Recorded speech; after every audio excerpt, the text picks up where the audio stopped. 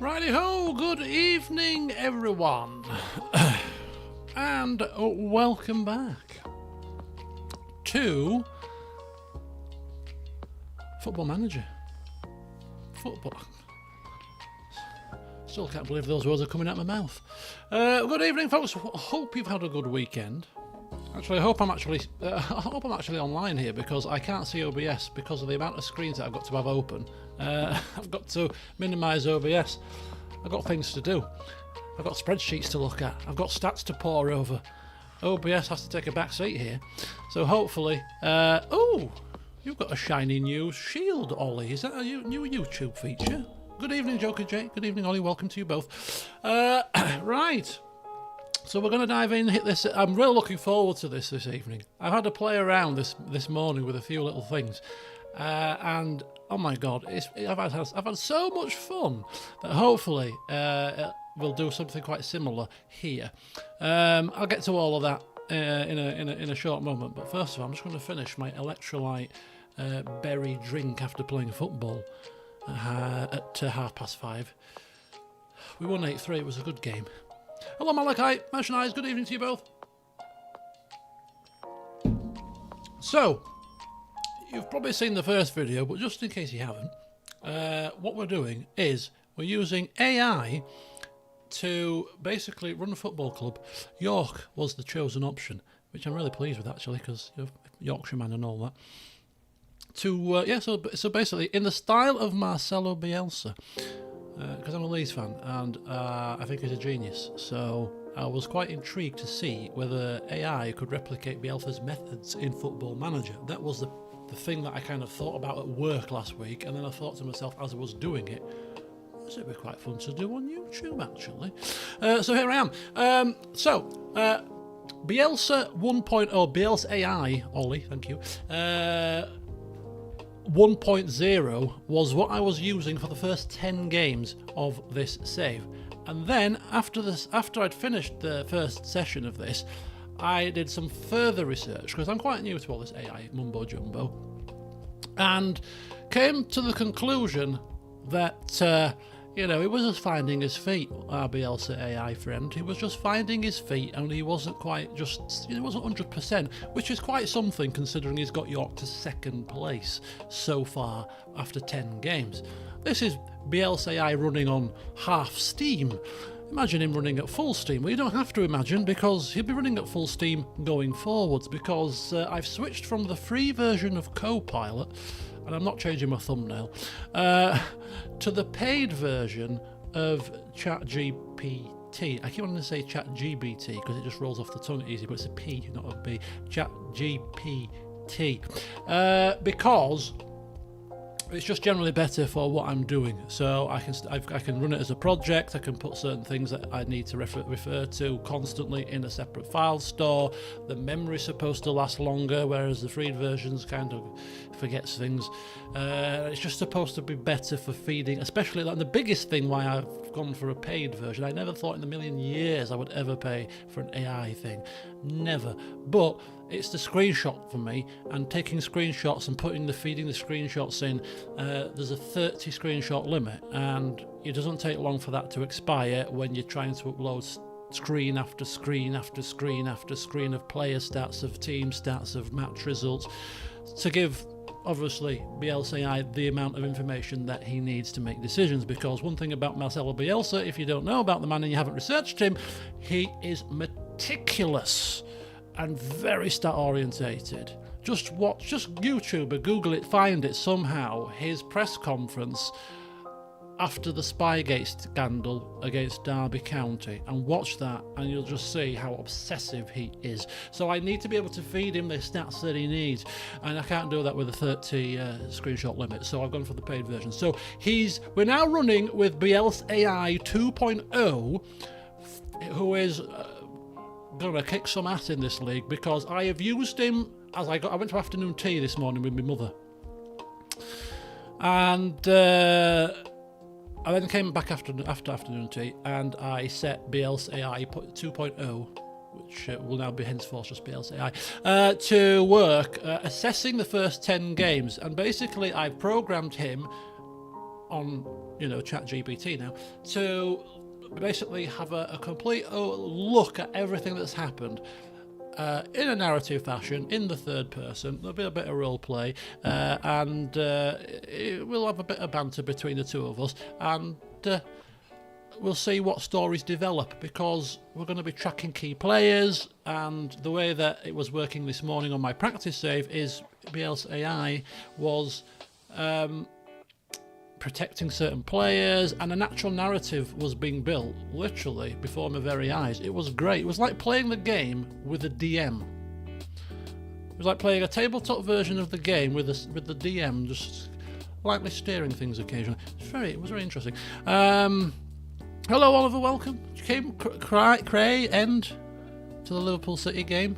Liverpool were winning when I last left football, and there was an Arsenal fan there, and he was happy with that result. But apparently, it's a City comeback, maybe. Crazy Canuck, good evening. Right, first things first, before we dive into the session, sound level. Just let me know what the sound level is. The sound level should be very subtle, just enough to give you something to listen to other than my droning voice and not a single sound, because there's no sound in this game, but not loud enough to be too overpowering. So if it needs tweaking, just let me know. It will be playing as we continue the save, continue the stream. So let's get this show on the road. Biels AI has had a little bit of a look at the squad. Now, I could take you through all that he said, basically, about where we're failing so far, but where we're succeeding. I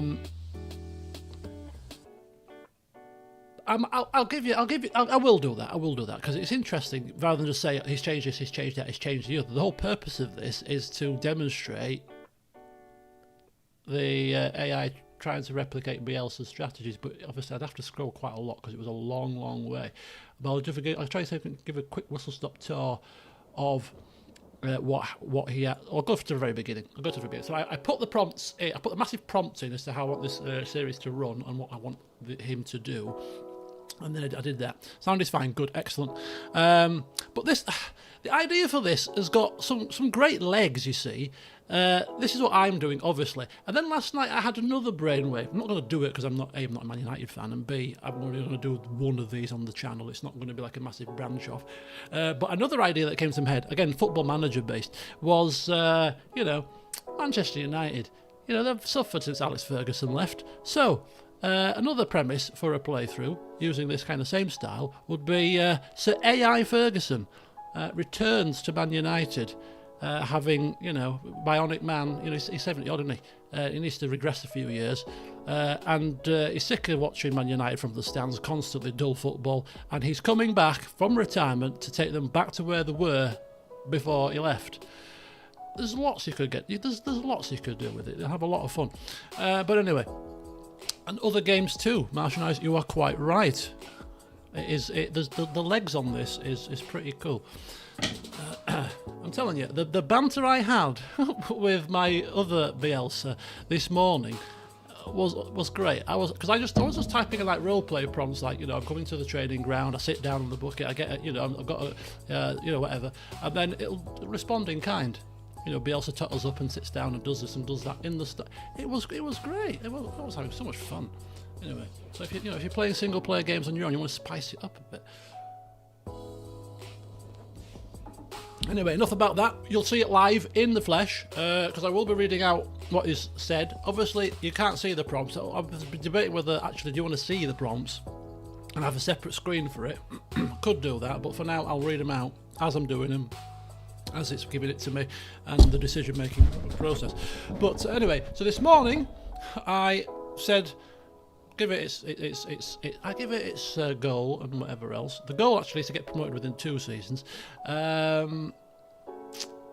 Give it all the database that we're using. I've asked it to respond in third person in a narrative and roleplay fashion, to assist with storytelling and tracking players that might be of interest.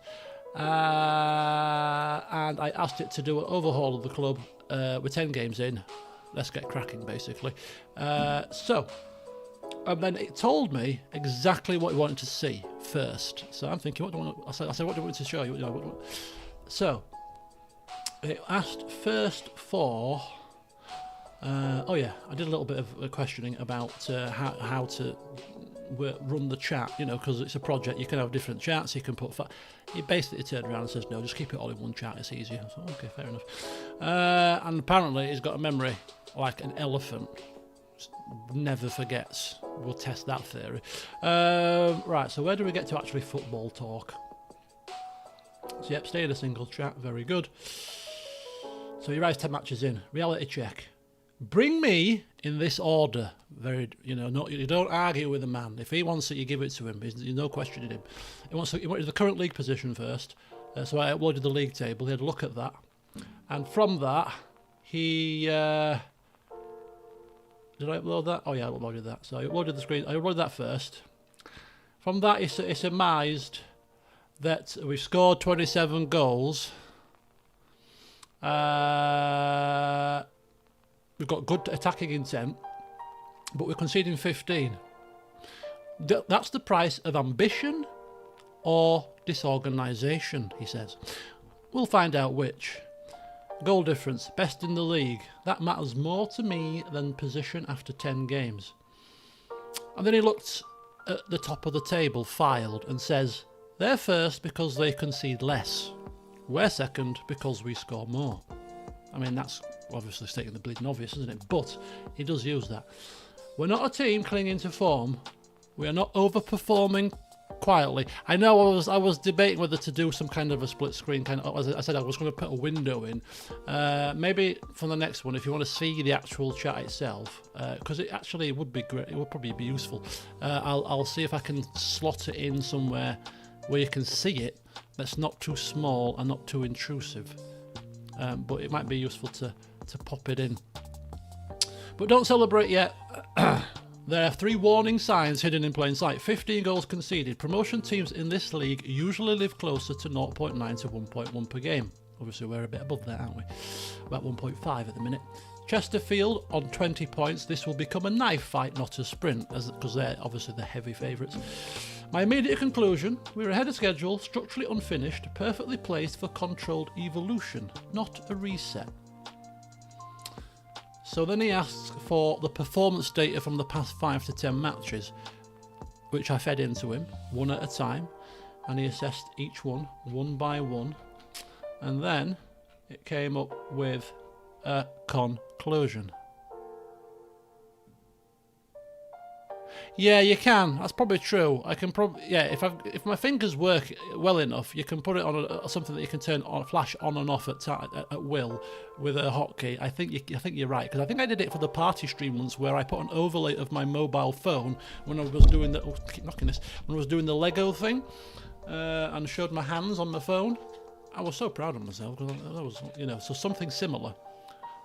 And I'll research this out.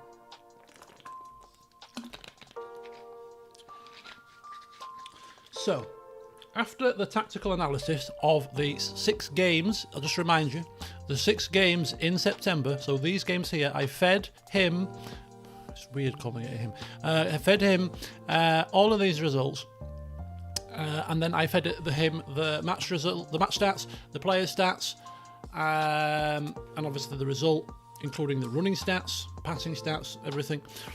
Did a full analysis in Bielsa's fashion. And concluded, as we scroll down, that Barnet game. Told him, I'll get into it, don't worry. You wince. The game was unpleasant to watch. Your 3-0 was flattering scoreline for Chesterfield. You wonder if he would conclude the same.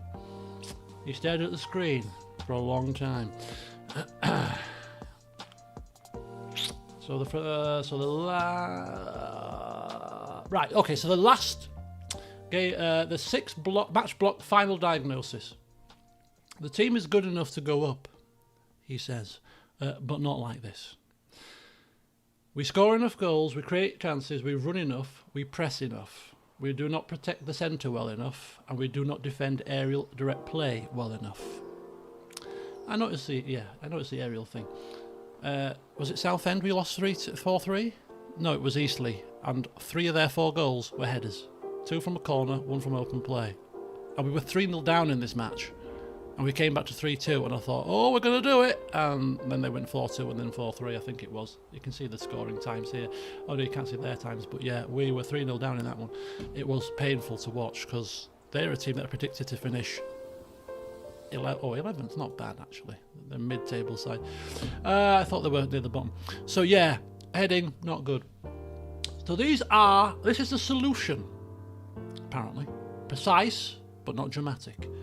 He takes a pen and it doesn't draw a new formation but adjusts the behaviour. 3 players must protect the central zones, not flat but staggered. We need 1 hunter, 1 anchor in midfield. We need support for Batty. I love Batty because he reminds me of David Batty, who was a Leeds player and a defensive midfielder as well, and Batty is our defensive midfield.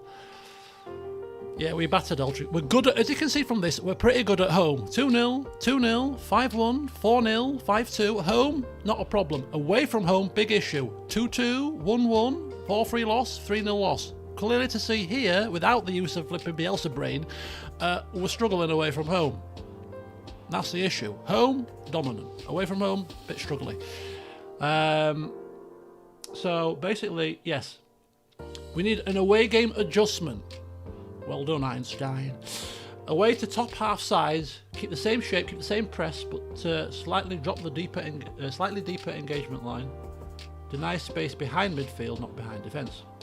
So basically, that was his conclusion. And then he asked me to feed all the player stats that he was interested in. So again, he asked me to send him the central midfield stats, defensive midfield, the centre backs, and the full-backs. He wasn't interested in the wingers or the striker, interestingly. He was interested in the spine of the team and the defence, which makes sense because we're defensively a little bit on the weaker side. So he wasn't interested in anything else, so I emailed him, you know, as you do, sat across the desk, the stats that he asked for, and he was then going through the players and commenting on them, and he liked a couple and didn't like others. And then basically we got to the situation where he then wanted to see the formation that we were using, so we showed him the formation that was being used, and he was quite pleased with that, which should be the case because his alter ego suggested it. But there was a couple of tweaks that ended up being made as a result of the stats that I showed him. This is why I shouldn't have scrolled up, because it's a never-ending scroll of screenshots here. Oh, here we go. Oh yeah, there you go. So the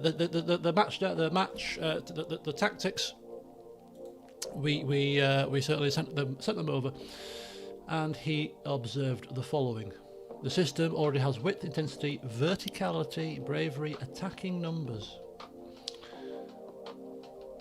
We're not changing the formation, we're not slowing the game down, we're correcting behavioural contradictions. So we made a couple of tweaks, and the tweaks that we made were as follows. We dropped this centre midfield attack into support, kept that the same, and what else did we do? That can't have been just it, sure to God. We changed a couple of player instructions on the right back and on the left back. We dropped we did some of these things as well. What else did we do?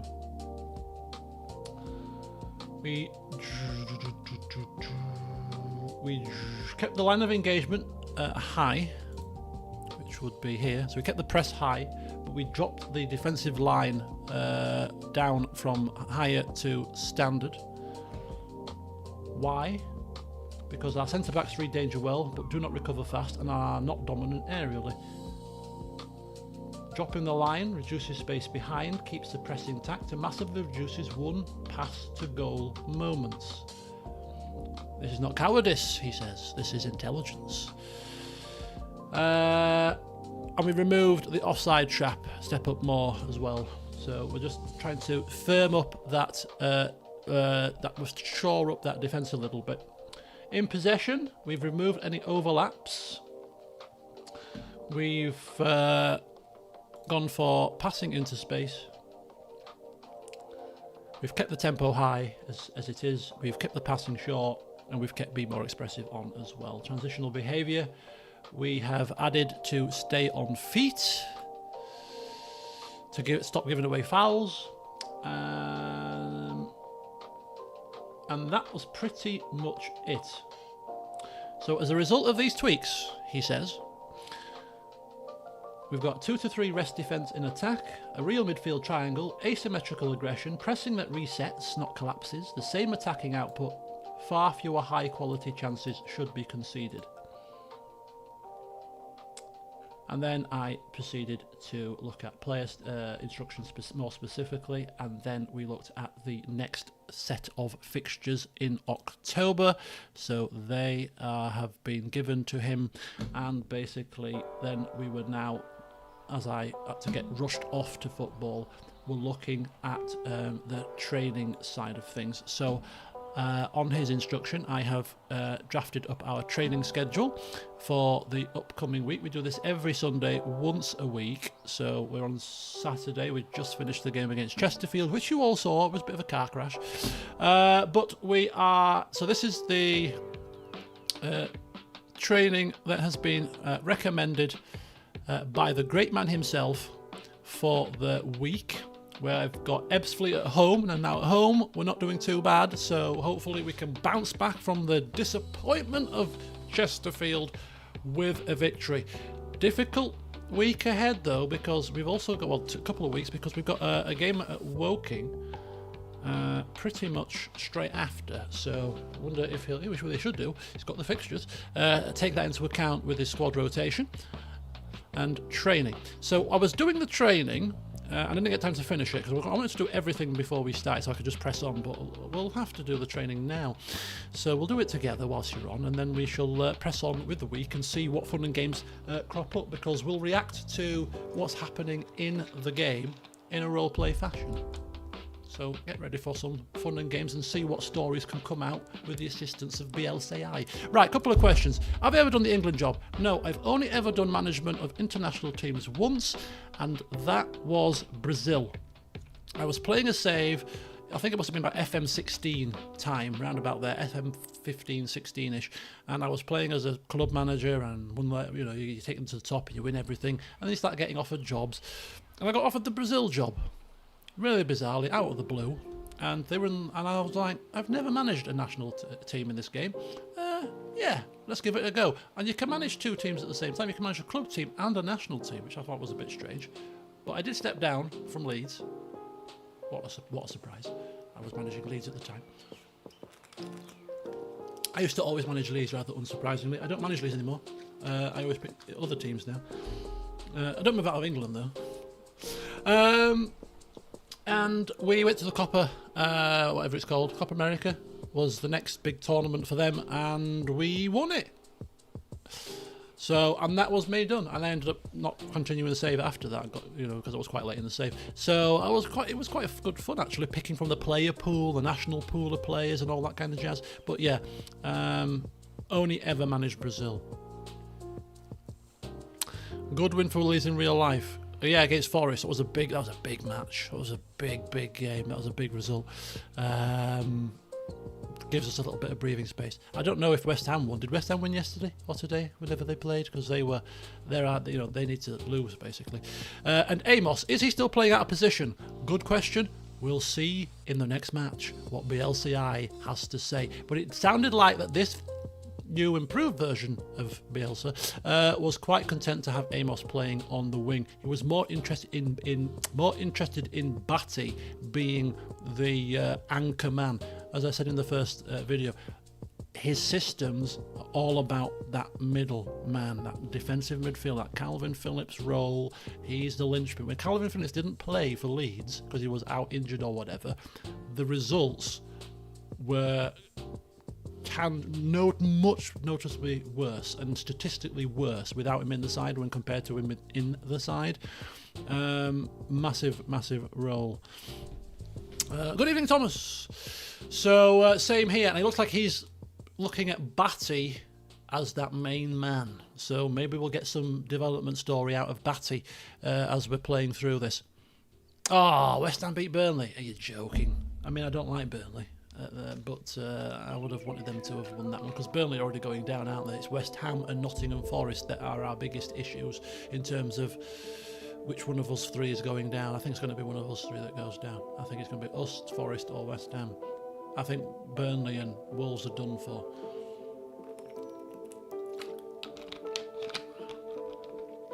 But we'll see. I think we're playing too well to go down. I mean, I don't watch a lot of the matches, but I do look at the highlights and stuff.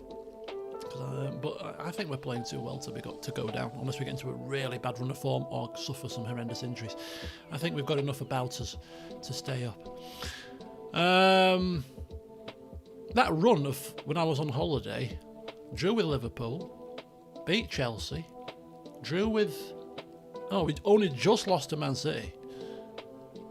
We did all right against the top teams. Quite surprised. Right. So what was I doing? So let's get this show on the road. So now we're playing live and proper. Everything that we do going forward is completely live. No more what I've done, not done. This is Biels AI running the club. So if you want to see Biels AI analysing certain things, you want to see certain things, shout up. You want to see certain screens, you want to track where your team is, just shout up. Well, you know, this is an interactive experience. Let me know and we'll have a look. We'll dive in. Let me know and we'll see what's going down. What we're doing. Travelling the same day before a game. Where? What's happened? Anyway, West Ham. I'm so easily distracted. We're doing training.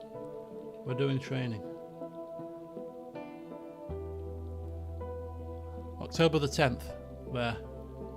October the 10th. There. Travel. Away to Woking. I'm assuming it's not very... Woking? York to Woking. How far is that? I should ask Bielsa. Hey, how far is it to Woking? What logistics do we need to put in place for the travel? I did that yesterday. Surrey. Oh, that's miles away. Yeah, you don't want to be travelling the bloody day. Get yourself not down there the night before. It's a 3-hour drive. They'll probably fly. Won't they? They'll probably get a flight. Rather than the Love Bus. Mind you, it's York. They probably can't afford to fly. Right, step 1, position role training. So we were looking at the training. So I wanted him to analyse the training. This is the training that the Biels AI 1.0 was individual training. So I've done the schedules. I was looking at the individual training. So what I'm going to do is, once we have done the training, I'm going to show Biels AI the training ratings to see what he thinks of people's training performances. Because if people are training pretty crap, it might influence his decision when it comes to picking the players for the team. You know, if you're not training very well, I don't think he's going to want to pick you. You know, he's quite meticulous, so we'll see. But first of all, I need to just sort the training out, because this is the previous training, and he said that we should stop position and role training for everybody, because we are already locked into a tactic. Role familiarity raises naturally via the match tactics, and extra role training adds fatigue and confusion. So basically, he wants us to train position only. So, for example, rather than central defender defend, which is position and role, we're just going to train defensive, central defender, basically. So take off that and take off any additional focus training as well for everybody. So this is a little bit laborious, but basically we're just going to take everything off and start from scratch. I was going to try to do this off camera, but I didn't get time. It's very time consuming putting screenshots and stuff in. So, it is what it is. So basically we're just going to go and make sure that these players are in the right position. So if he is a striker, obviously, that's fine. Seba is my right midfielder, that's right. Crooks is a centre-back, that's wrong. He is defender centre. So how do I get him to play a central defender then without... I'm going to have to do him as a role, because you can't... it's defaulting to defensive left, which is not right. Batty is defensive midfielder. Will Smith, not to be confused, with a real-life counterpart, is central defender. Tom Walker is playing on the midfield left. I believe that's correct. Yes, that is correct. Amos is defensive left. That's correct. Let's get rid of these. Don't forget to get rid of these on everybody as well. He doesn't want people doing additional focus training. He doesn't want them distracted with unnecessary things. Finley Barnes. Barnesy. Where's Barnesy playing? I think he's playing on the left. Let's just check. Yes, he is. This is the guy that I apparently, according to the comments, I think it was you, Joker Jake, said I missed the fact that I even brought him on. You know, I'm still getting used to the team myself. What kind of an assistant? So, yeah, I'm the assistant, obviously. And I put that into the prompt at the start. So I'm the assistant. I'm just doing. I said, but I will challenge him, challenge his thinking to get him thinking, and I will question, and I will challenge him, and I will point out where he's wrong, like every good assistant manager should do. Shouldn't just be there just to say yes, sir, how high, sir. You should be bouncing off him, giving him ideas to bounce off, picking up the pieces where he's missed things. That's exactly what I'm there for. I am the world's best assistant manager, hopefully. But we'll see.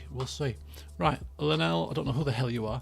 Duckworth is playing on the right, that's correct. He's playing in the centre, that's correct. Your centre too, that's correct. Your left, that's correct. I don't know who the hell you are. Corner's a defensive centre, that's also correct. Davies is a striker, that's also correct. Robinson is midfield centre, that's correct. Dyson is midfield centre too, that's right. Chadwick is a striker, off memory, that's correct. I mean, I'm not doing too bad with the remembering who these players are. Kennedy's on the left. That's correct. Fallowfield is a right defender, I believe. That's correct. John Clark is left wing-back support for Amos. That's correct. Ando is not playing. Spurgis was right midfield? Yes. No, that's wrong. So we're going to have to play him as an inverted winger on support because otherwise he's going to be in the wrong position. He's basically a defensive midfielder and cover for Batty, and Stockdale doesn't play. But he is a keeper though, and he's actually our best keeper at the age of 38. He's like Buffon. I will play forever. There's a MLB player called Will Smith and he plays for LA. Oh, interesting. Right, that is the position training that he wants for the next 5 to 6 games, he has said. Might need a young goalkeeper eventually. I might give him a nudge. What do you reckon about goalkeepers? All mighty one. He's a very humble man. He won't like to be called that. And we'll just guide him. I've not used him for transfers yet. This is going to be interesting. As I said, the 3 transfers I made for this season, I did them myself. So, there are some that need individual additional focuses though, so let's take a look at those. Additional focus. This is the key part, he says. Only players who need an extra focus get one. I'll go unit by unit. So what this version of Bielsa is saying, in a nutshell, with some of the things that he's been doing, which I'm assuming it must be quite close to real life, is it's about little things. So rather than same with the opposition instructions, which the previous version didn't do, this version is like, no, we only need to put 3 or 4 key players opposition instruction, otherwise it ruins the shape. Makes sense. Likewise with the training, he's very focused on certain things, and he's taking the approach of less is more. So defensive midfield, Batty, additional focus, positioning. So Batty is being developed into the Calvin Phillips of York City. Bielsa AI is very fond of this man from his what he said to me earlier. So he's going to go for positioning, defensive positioning, or just positioning. He's a defensive midfielder, so I'm assuming he means defensive positioning. So we'll go with that. It makes sense. So why? He is the axis. This improves rest defence more than any team session. It reduces stepping out moments. Darren Robinson and Ollie Dyson. Additional focus, endurance. Their job is running for Batty, because they're the central mids in front of him, kind of screening. They must still cover ground at 75 to 90 minutes. We do not train tackling or decisions yet. Too noisy, too much. So we're focusing them on stamina, endurance, being able to run like Bielsa sides do to the 95th minute if necessary, without stopping. When the opponent's tiring, we're going like the Energizer Bunny. So that's Robinson and Dyson. Robinson and Dyson. So he's looking at them as first teamers. Hancock's and McLaughlin also play in the centre, but he doesn't want them to have an additional focus because they are rotational and situational. Training them hard now adds nothing to the system. Protect fitness, accept limitations. So Dan and Robinson,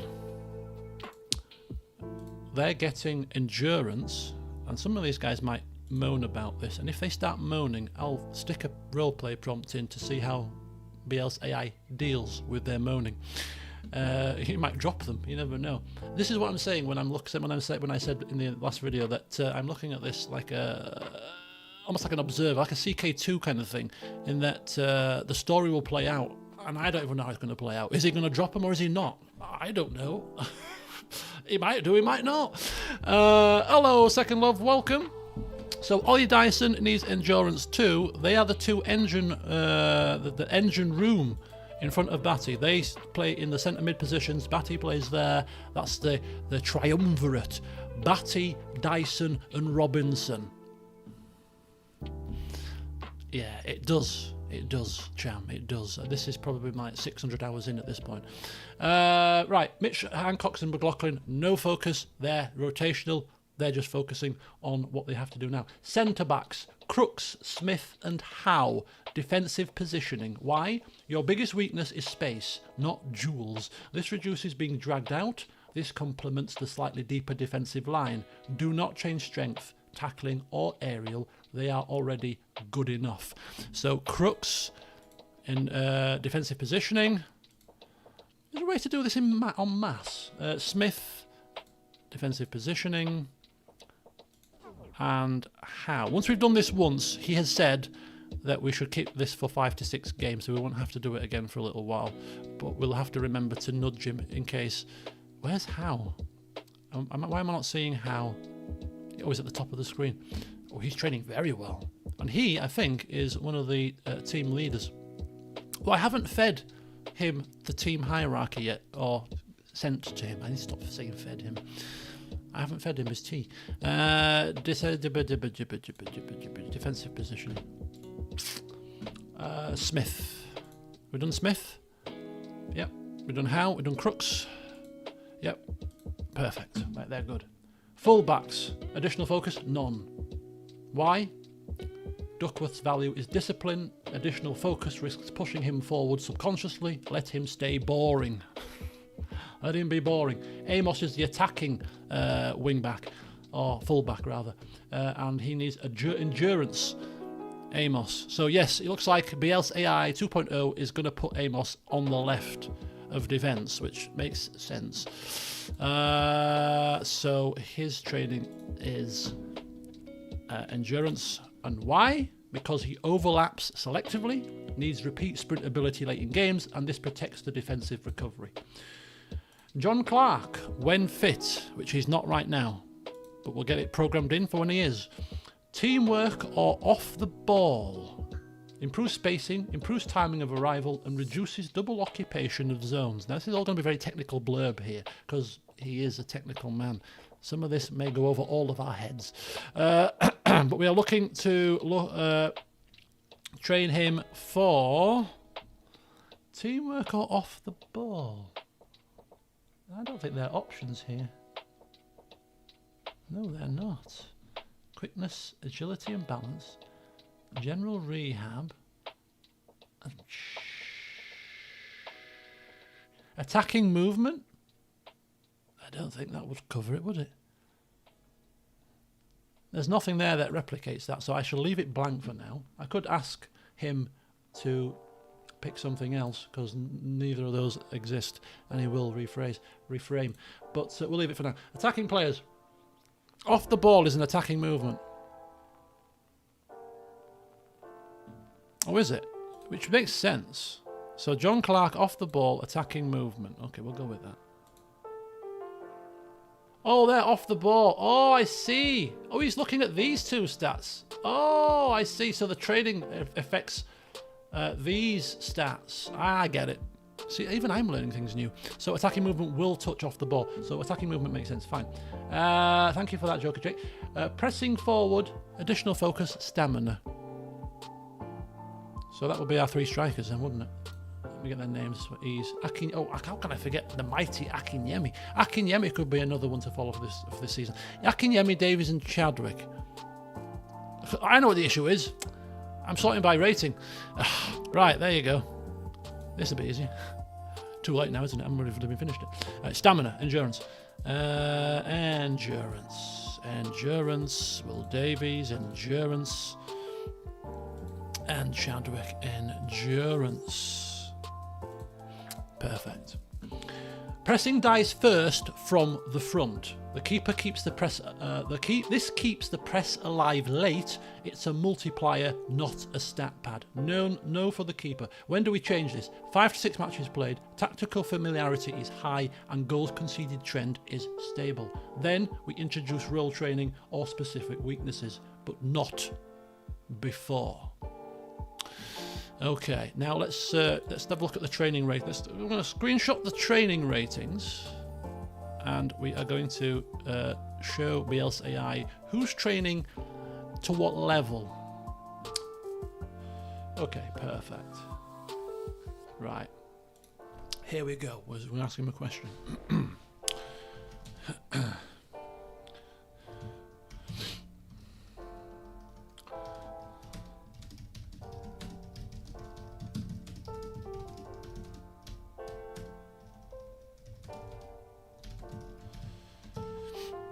I'm typing it in a roleplay fashion, so bear with me.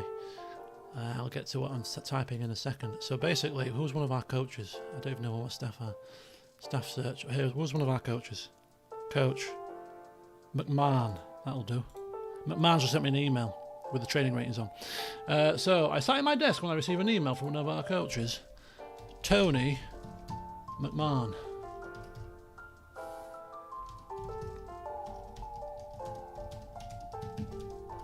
What time are we at? 16:45. Bielsa sat next to me as the players wrap up training, with the last few collecting cones. The email shows how the players are training so far.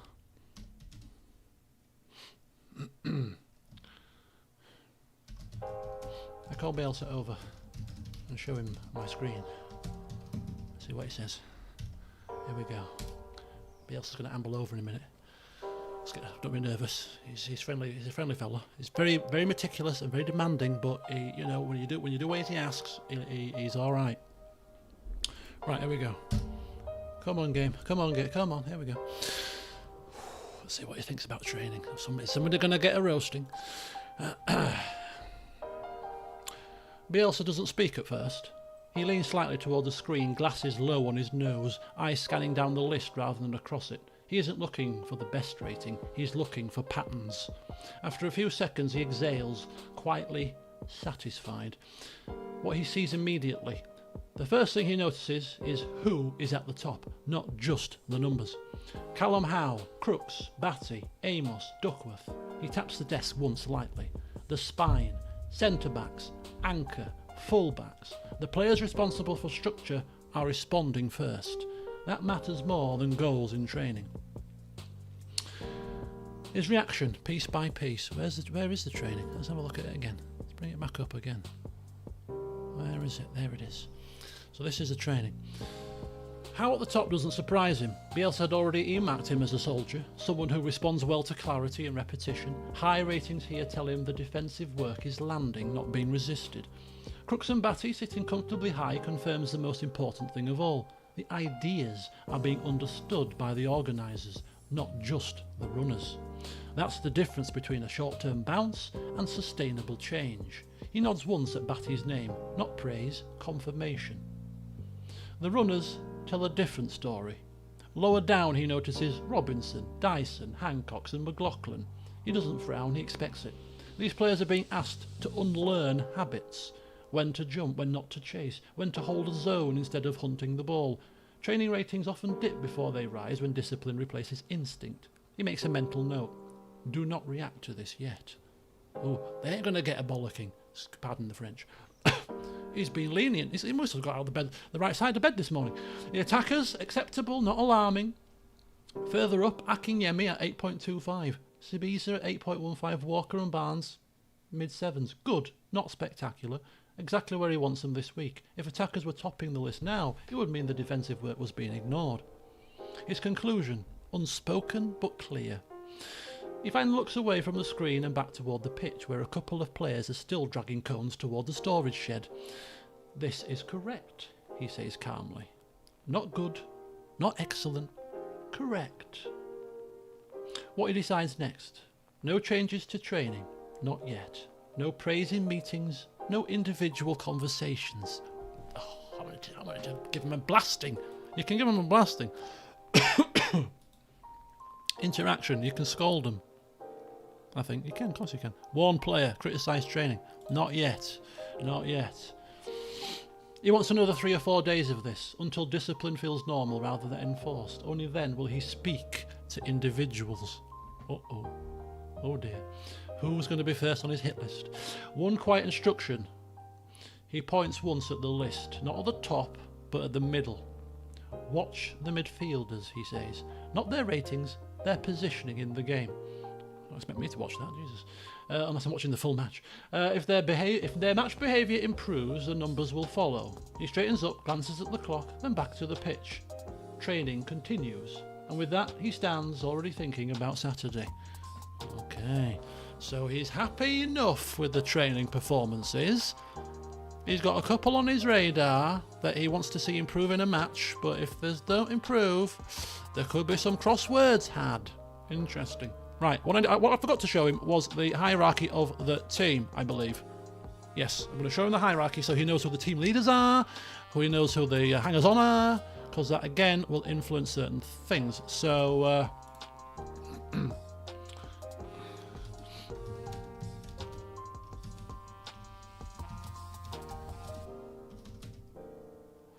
having words with his players?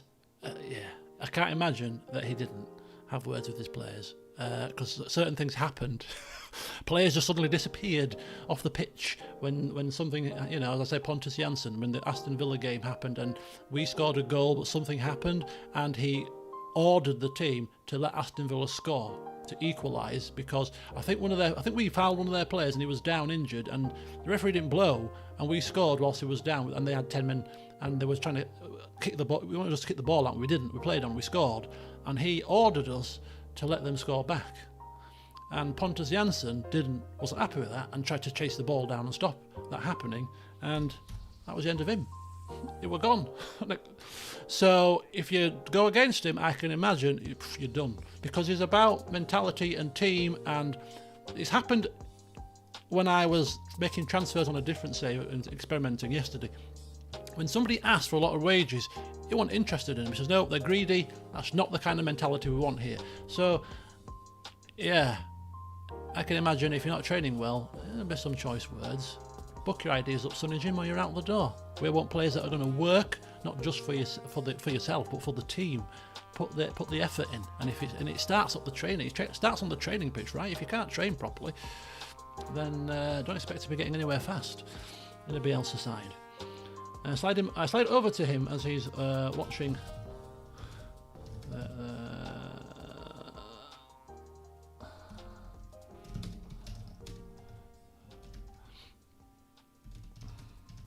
How do you spell hierarchy? I don't need to spell it properly. You'll understand what I'm saying. Hierarchy, R's in there.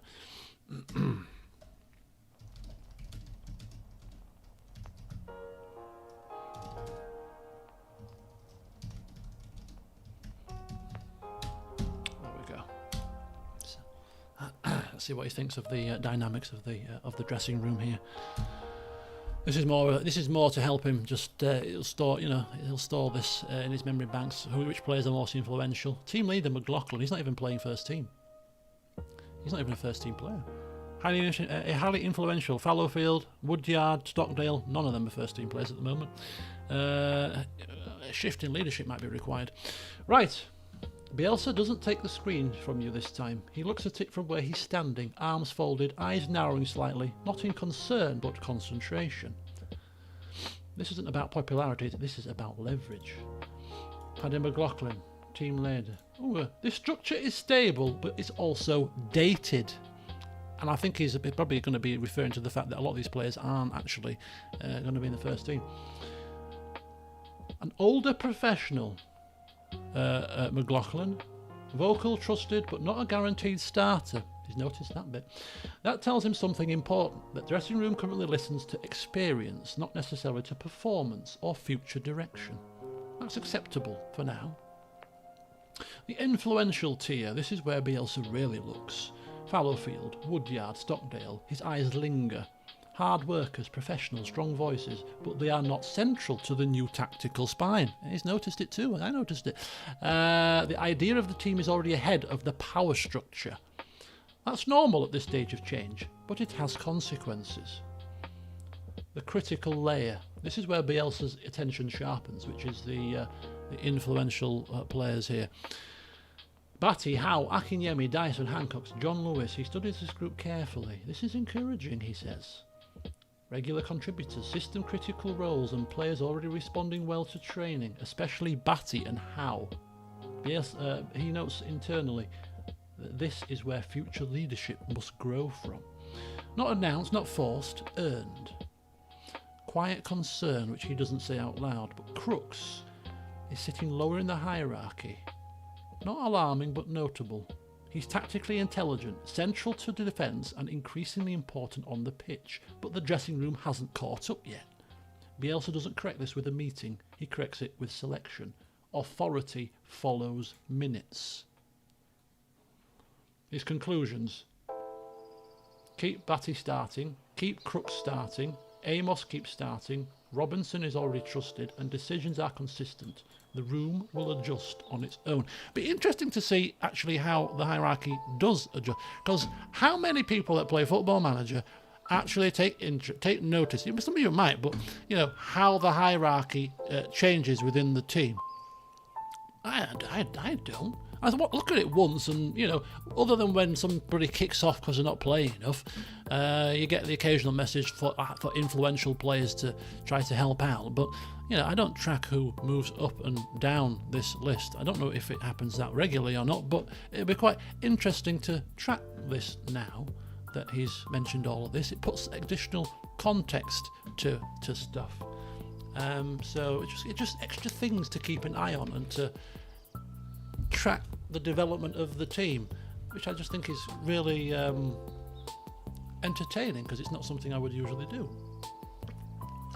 So, for example, if we're going to continue to play Crooks and he continues to play well, and Bielsa AI sees him as one of our linchpin defenders, which he does, will he naturally rise through the hierarchy? Definitely will be worth keeping an eye on, to see his rise through the ranks and become an influential member of the team. Quite a nice little story arc for Crooks. How old is he anyway? He's 25. Oh, yeah, it's got time. On the one thing he does decide immediately. Oh, hang on. McLaughlin will be kept close, be spoken to individually when needed, be used as a stabiliser, not a spokesman. Experience is a bridge, not the destination. His final reaction. He's fine, he says. The dressing room is not a problem. It is simply in transition. And transitions, handled correctly, create leaders rather than appoint them. He turns back toward the pitch, already thinking about Saturday and who the players will start listening to once the game begins. This is quite interesting, because one thing that he was known for in the Leeds United team, probably does it with other teams, is he doesn't select captains. He lets the team select. He doesn't pick the captains. He lets the players decide. So There you go.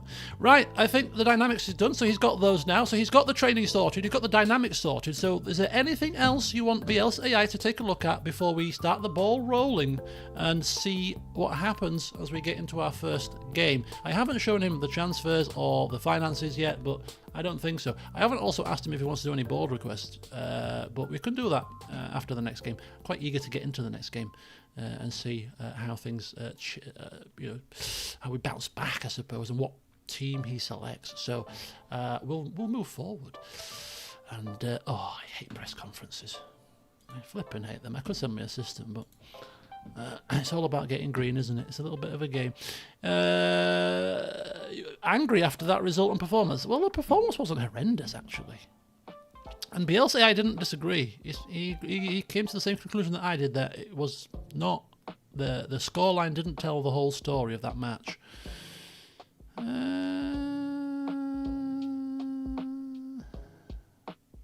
That's about right. No, yeah, I think he'd say something like that. How do you think the match went from a tactical perspective? I thought it's a fascinating match. Well, we've learned. Good performance. Danny Amos played as a defensive midfielder last time. Is that something we might see more of going forward? No. Well, it's not my decision, is it? But I think he's this upgraded, more brainy version is happy to keep him on the left. Okay.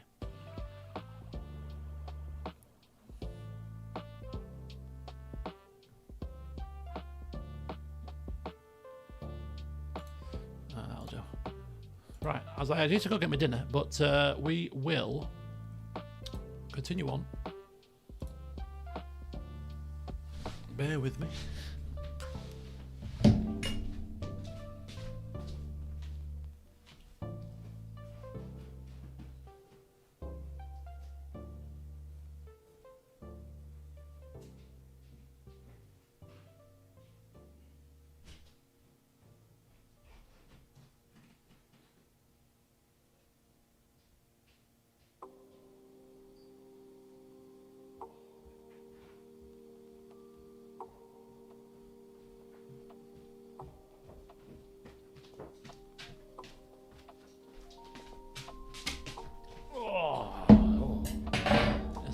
Big plate of food, as per usual.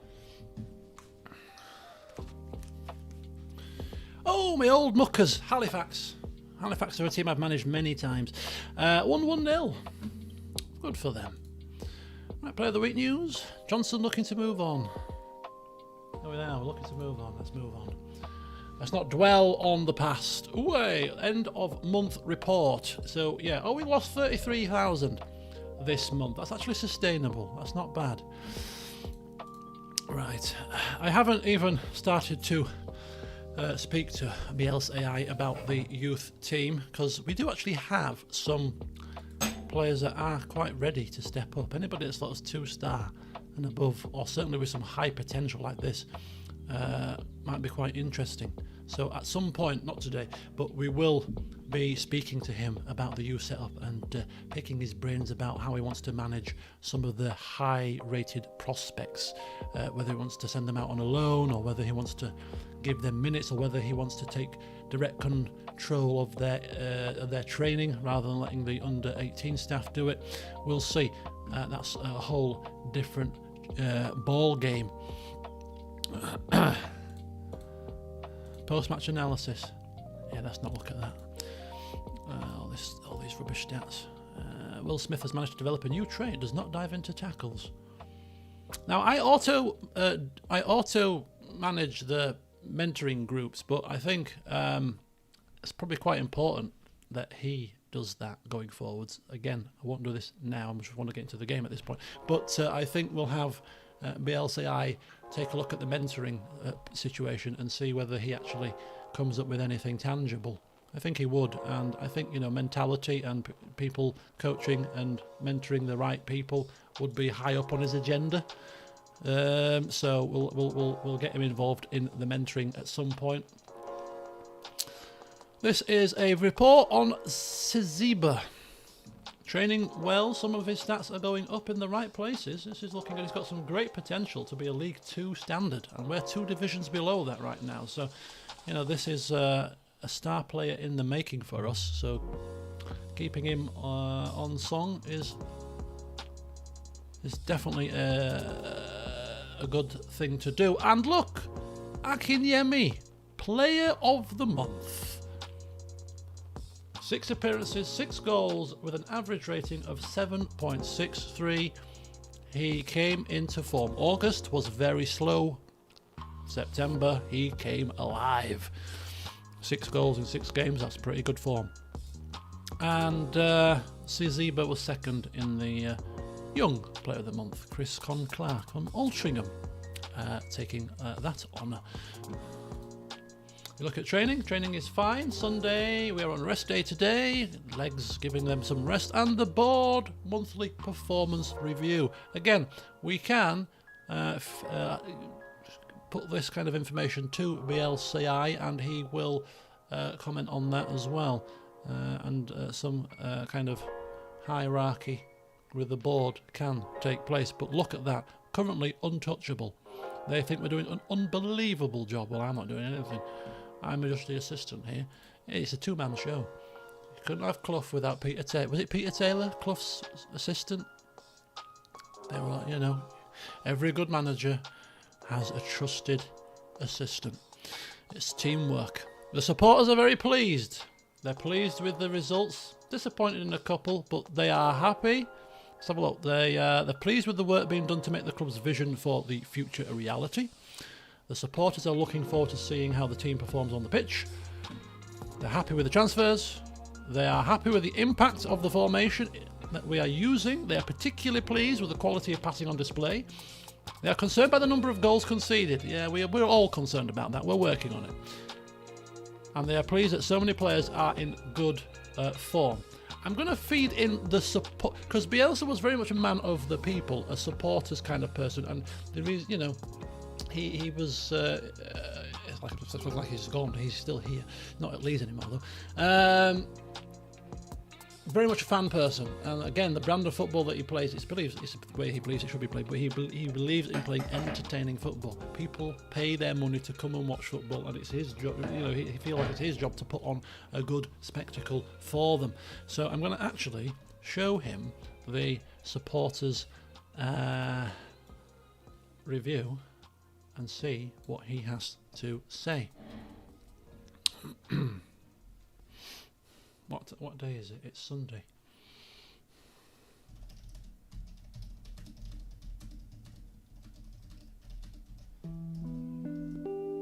Oh, shooting hell. I didn't mean to press enter there.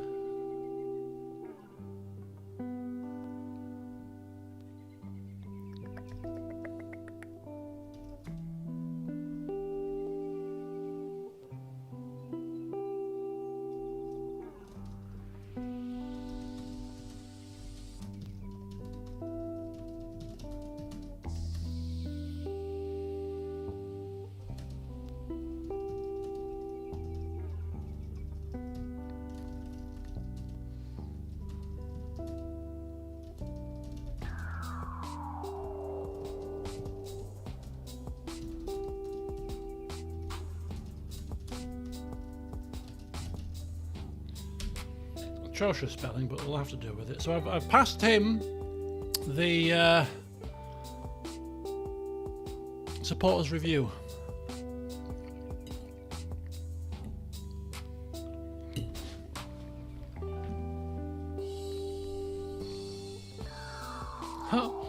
His eyes go straight to the criticisms.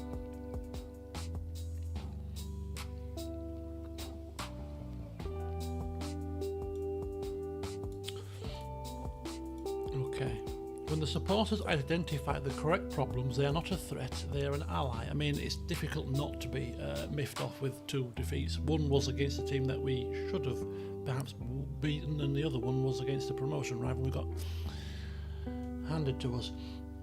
What reassures him? The big wins, the quality of passing, the enthusiasm for the system, the belief in the direction. He pauses briefly. The fans are particularly pleased with the quality of passing on display. That tells him everything. The supporters don't just want results. They understand how the team is trying to play. That buys time. That buys patience. The key line, and the one he actually cares about. However, they are concerned by the number of goals conceded when playing this way. He nods slowly. Not because he agrees with the fear, but because he knows the fear is temporary. The system hasn't failed. It is still forming its defensive conscience. He hands the report back to you. This is good, he says. Not positive, not comfortable, good. Because the supporters aren't asking for pragmatism. They aren't demanding long balls. They aren't rejecting the idea. They are asking for control without chaos. Exactly what he is already building.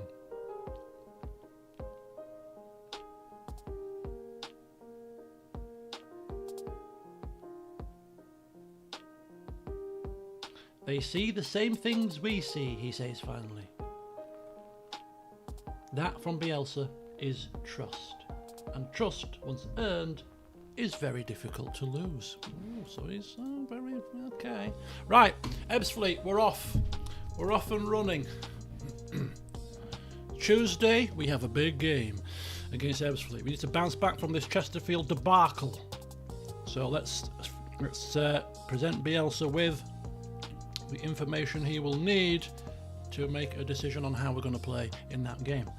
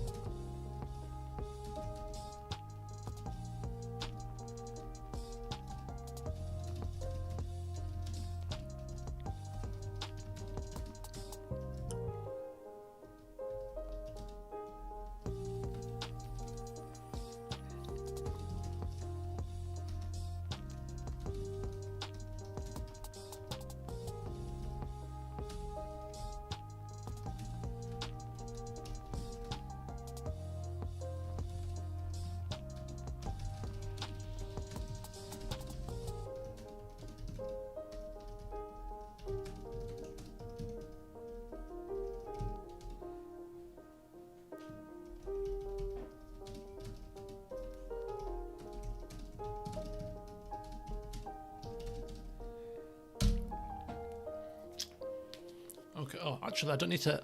the one thing about the paid version of this compared to the free version of Copilot is I can actually upload multiple screenshots on one message, whereas with the Copilot free version you couldn't.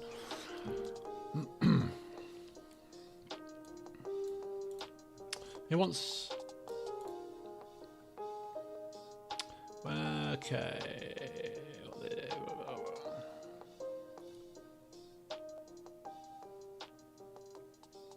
He wants us. Well, okay. Do not summarise yet. He wants raw scouting reports, data as it is, clips and stats unfilmed. Well, I can't give him clips. Right, we're sending the reports in. There we go. It'll be easier this time around because I don't have to do it. So we're looking at the potential shape and structure. We're looking at the strengths and weaknesses. I mean, it depends how far you want to go with this, but you could actually start looking at their past couple of matches to see how they have performed, etc.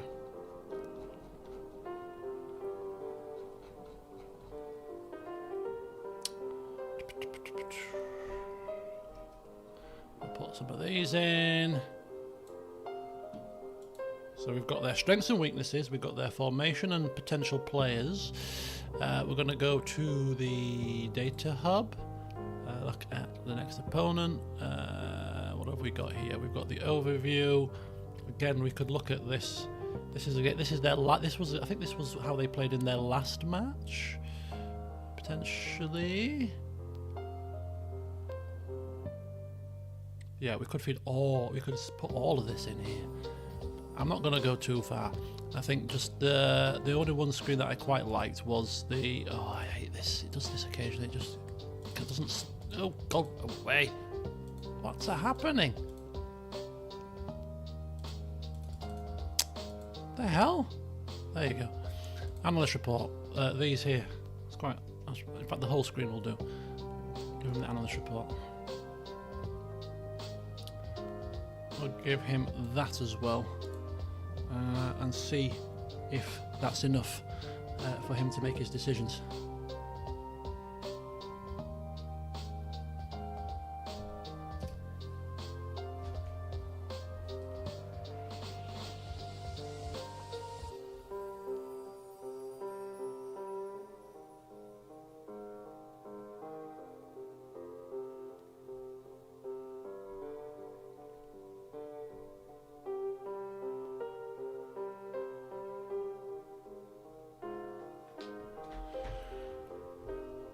Right. Bielsa waits till the last file finishes loading. Only then does he move. He stands, steps closer to the screen and begins to read without speaking. Not the formation first, not the names, but the tendencies. His finger traces invisible lines in the air as the picture forms. After a minute, he nods slowly.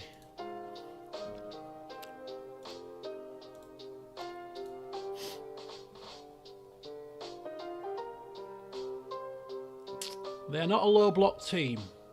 They are not chaotic. They are not prolific. They are opportunistic and rehearsed. Oh, Burgess is back. Who is he? Nope. That makes them dangerous only in specific moments. Oh, we've got the FA Cup 4th qualifying round draw. Let's have a look at this. Start the draw. And then advance to our team, and we are playing at home to Farsley or Bradford. Farsley, another Yorkshire team, would be a bit of a little... Oh, they're both Yorkshire teams, in fact. So we both of those games very winnable. Very winnable. I think Bradford PA are a league below. Somebody that I play football with down where I play five-a-side used to play for these guys. It was semi-pro. Farsley, and I know somebody who played for Farsley as well, down where we play. They're the league. They're in actually our league as we stand. Actually, is he playing? Let me see if he's playing for them in this game. He's called Paul Walker. Let's see if he's playing here. No. He did move on. No. Anyway. Right. I think it was Farsley.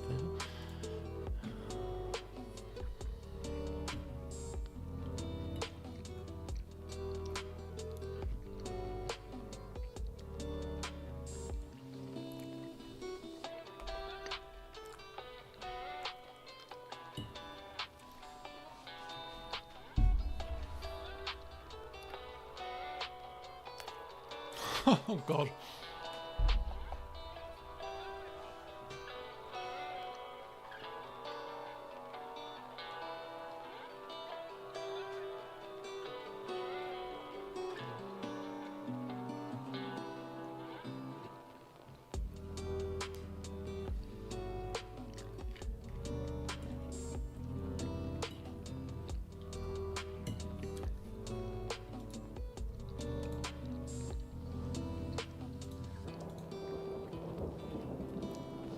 Oh, Mr. Wagner, managing Norwich.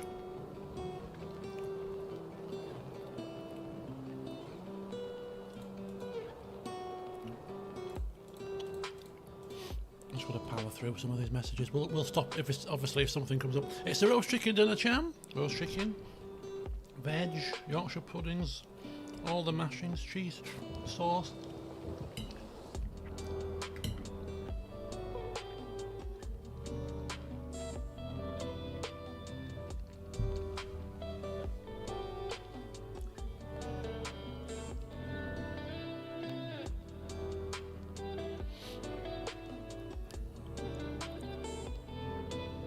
Doncaster Rovers gave you the worst day ever in football. What happened? Tell us the story. What on earth happened? And good old Donny.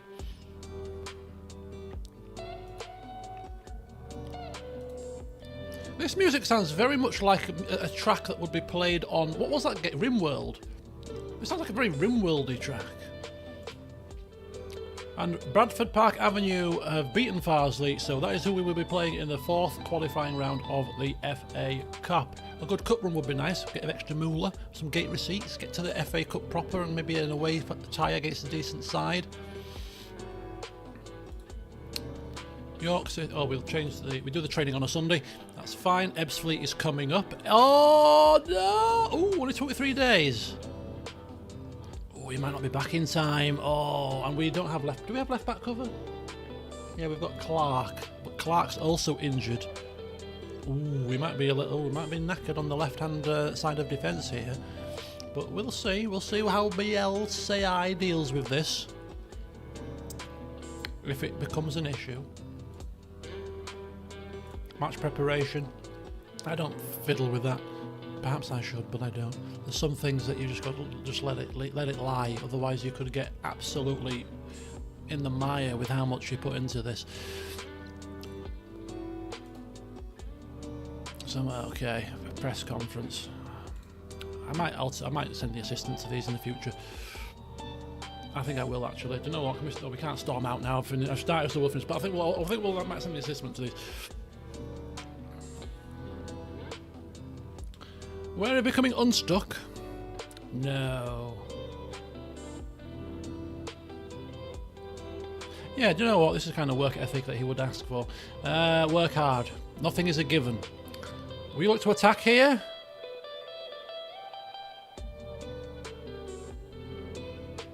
Champagne football is the aim. Win games in style. Nah, you know what? Keep it close. Keep our cards close to our chest. How is Deepo Akinyemi reacting to the increasing media interest? He's doing well. He's doing very well. Injury, I'm optimistic. I don't even know who he is. I'm not interested in him. He's not. He should be. He's on the loan list. We want rid of him. Right. So this we'll get to Bielsa's tactical outlook when we get to the match itself.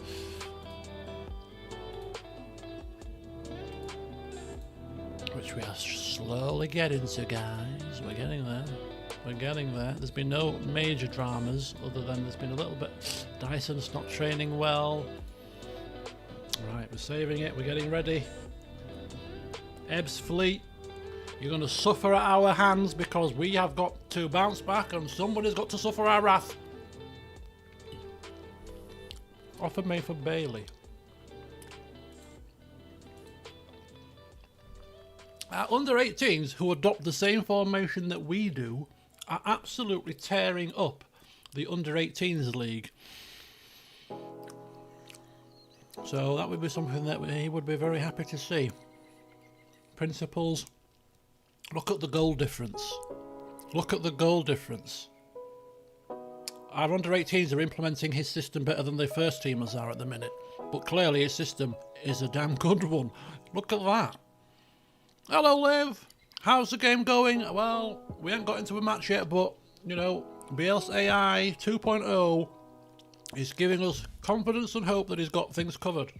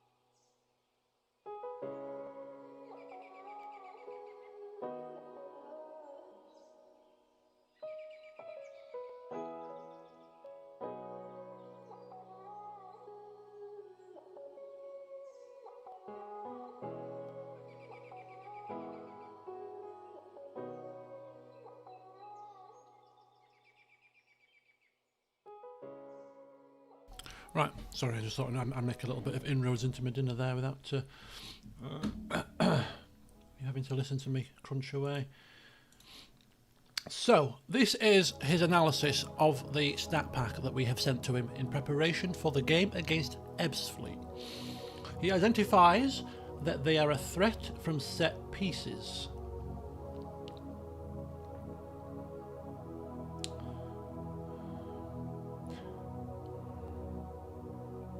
He identifies that they cross because they must, not because it's optimal. This is a weakness disguised as a strength. They score a disproportionate number from outside the box. Why? Because teams collapse into the box against them and forget the edge. Bielsa makes a short note. Protect the box, do not surrender the D. Where they are vulnerable, which interests him more. Defensive intensity, low collective work rate, stamina not a strength, tackling below league average. This is crucial. They don't suffer early, they suffer after repetition. 5 of the last 15 assists they've conceded is via through balls. This tells them that their centre-backs are aggressive. The pivot can be dragged and the space appears after circulation and not immediately. This suits York perfectly, apparently. Callum Tanner. Only 1 of 20 attacks recently led to a shot involving him. He doesn't want him fouled, he doesn't want him pressed wildly, he wants him isolated and bored. His conclusions. He turns to us. We do not need to change who we are. We need to deny them what they wait for and repeat what they dislike. Out of possession, stay compact centrally, do not overcommit wide, allow crosses but from deeper zones, protect the edge of the box, and wood midfielder always screening Tanner. This kills cutback second balls outside the box shots. In possession, circulate patiently, switch player repeatedly, drag their wide players back, target the space behind their fullbacks, through balls once the line steps. This will not explode early. This will erode them. Match of attrition are we planning here? Set pieces we have plugged and played, so we'll leave that. His final note. 28% of goals conceded between 46 to 60 minutes, he notes. This is where we can potentially win the match. In the middle, when discipline beats effort. He closes the reports and finally sits. Tomorrow, he says, or today as it is now, we prepare the details. So prepare me the details. It's match day. The fans are already filtering into the stadium. The atmosphere seems flatter than previously. Perhaps the result of the heavy loss to promotion rivals. Chesterfield.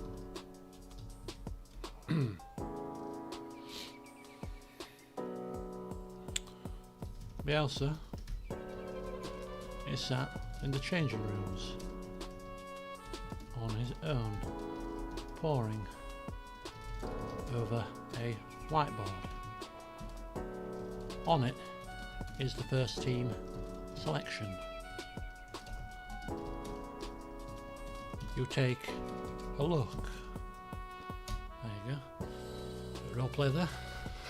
I could have just said, show me that. Just tell me the flipping starting 11. No, but I inject a bit of roleplay here.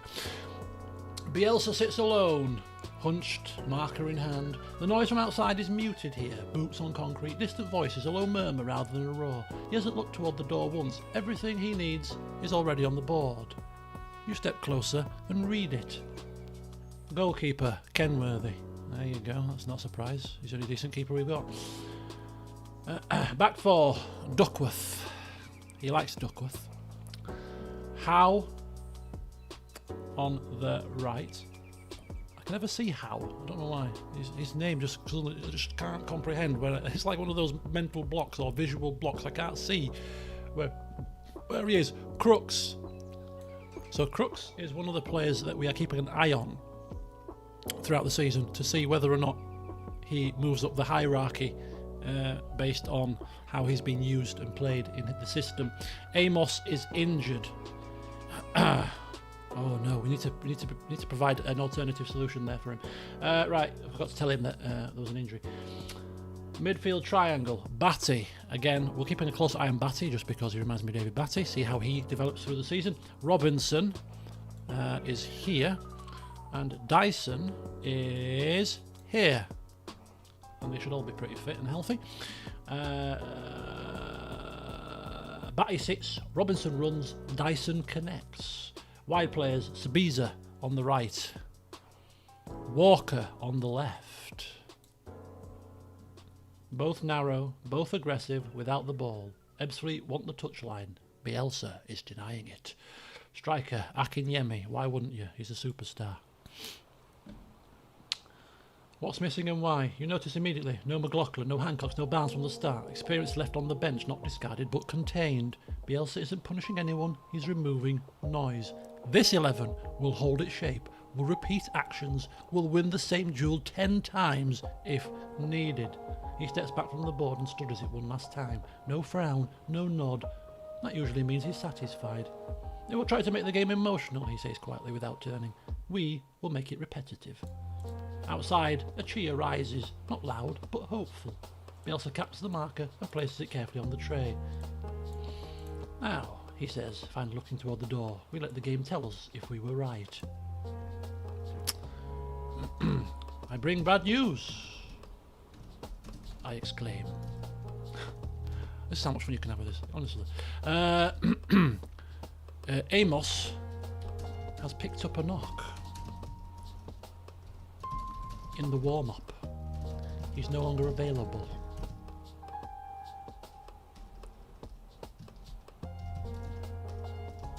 And with Clark out too,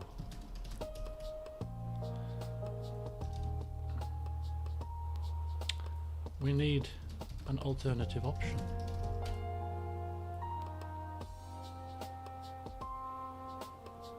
Let's see who he picks.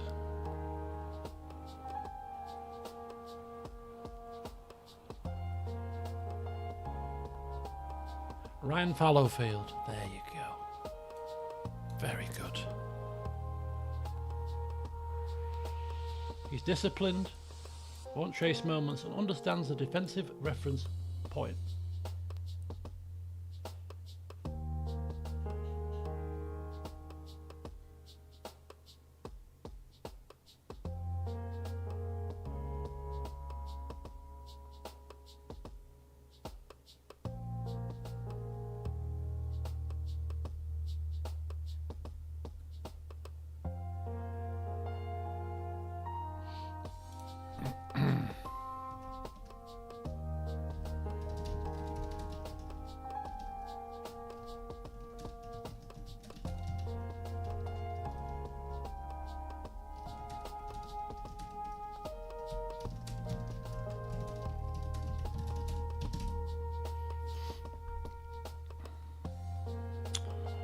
Right, we're just finalising the match tactics. All this build-up and drama to beat them 4-0. Hopefully.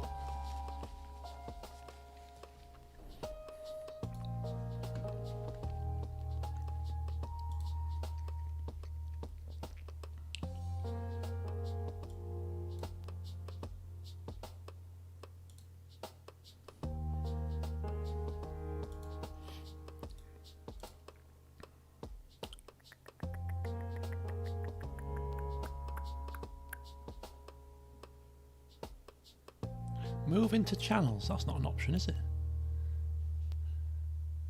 Wonder if that's roam from position. No, you can't do that. It'd be too awkward. On a, oh, it's a winger. Roam from position. Move into channels.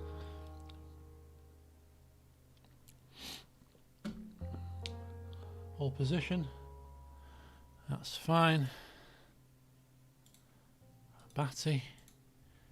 Batty, batty, batty, batty. No tackling harder. Hold position is on. That's fine. That's it.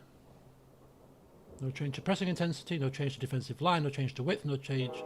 No added opposition instructions even. He doesn't want players thinking about AMOS during the match. He wants them thinking about spacing. Fallowfield holds. Crooks covers. Batty slides. Walker runs. He caps the marker and finally steps away. If we change more, he says calmly, we solve a problem that hasn't happened yet. Right, let's go. Oh, what subs do you want?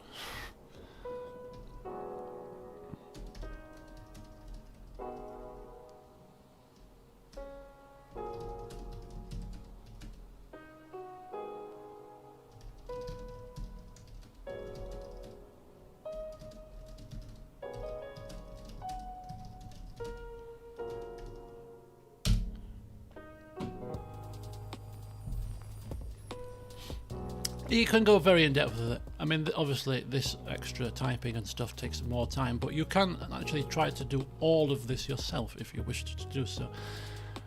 Right, 5 subs. Paddy McLaughlin. Let's bring him in. Where is he? What's the matter now? Yes, what's the matter? I want to see if you've got an old way. I don't have any white curtains in the cupboard. Wired. Wired? I don't have any wired. Which wired ones? Some old-fashioned wired ones. I think with your shirts and What do you need it for? what do you think? Oh, I'm not.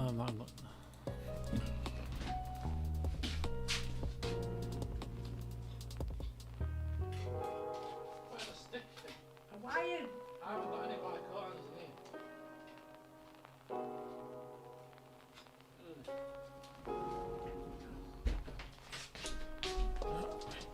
Well, you'll have to find something.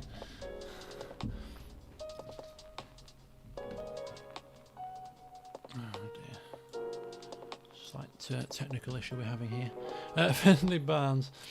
Oh dearie me. I won't tell you what the technical issue is. It's bad enough for me and I'm eating. Right, Will Davies and Ryan Watson. Ryan Watson. Oh, Rory Watson. Oh, we don't put keepers on here. It's one thing we don't do in Football Manager. We don't put keeper subs on. It's a waste of a sub. Oh, we can't argue with him, can we? Are you sure you want a keeper? Shall I ask him? Shall I ask Biels if he wants a? Are you sure you want a keeper sub? How often do keepers get injured in a match?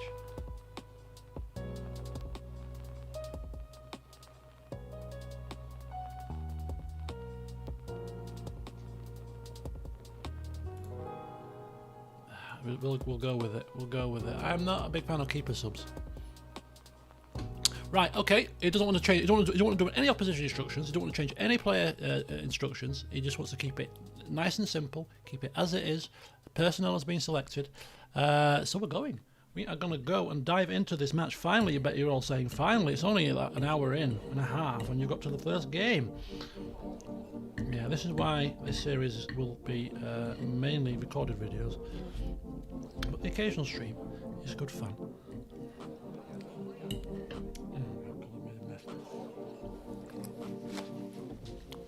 This bit for the loop, I can't go at the minute.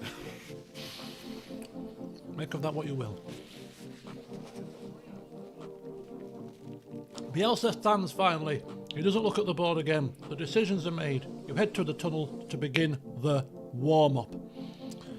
Aware that if any of those 5 names are called later, it won't be reactionary. It will mean the game is unfolded exactly as Bielsa expected. Let's get into the match. Fallowfield is unhappy playing out of position. Just take it up with Bielsa, mate. Alright? If you dare. Yeah, there's a lot of stuff in this game that you don't have to do. You can. There's a way to have the assistant do everything. Literally, you can have the assistant do everything, and you can just sit do it and do nothing. I've done that when I've tried to play as a director of football and just be responsible for director of football stuff like staff appointments, player appointments, coaching courses and stuff. But the tactics and the team is run by the assistant, who I install as the manager for a director of football save, which is also good fun. So you can delegate a lot of tasks. So here are the team sheets. We're at York for the match here today. Odds of 5 to 6.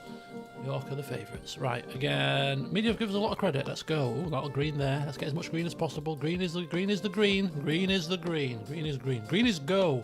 Right, let's get going. Match preview. We are up and running, and we are going to see whether Biels AI's little tweaks have made a difference. This is not the game that I'm judging his tweaks on, because we're already pretty good at home. Although, to be fair, we still do concede too many. We're just scoring a hell of a lot, so actually, if we can keep a clean sheet, that would be a good start. But it's our next away game that will be the acid test, because away from home, we haven't won a game yet. We've drawn 2, lost 1, I believe. Is that right? Oh, that can't be right, can it? We played more than 3 away games. Ooh! That could have been a crunching tackle on a red card, Sabiza. Just calm yourself down, mate. What are you doing? Right. We will pause it at 22 minutes and we'll give we'll speak to Biels about what his thoughts are and how the game's going and whether he wants to make any tweaks. But at the moment, it's 7 minutes in and we are in possession.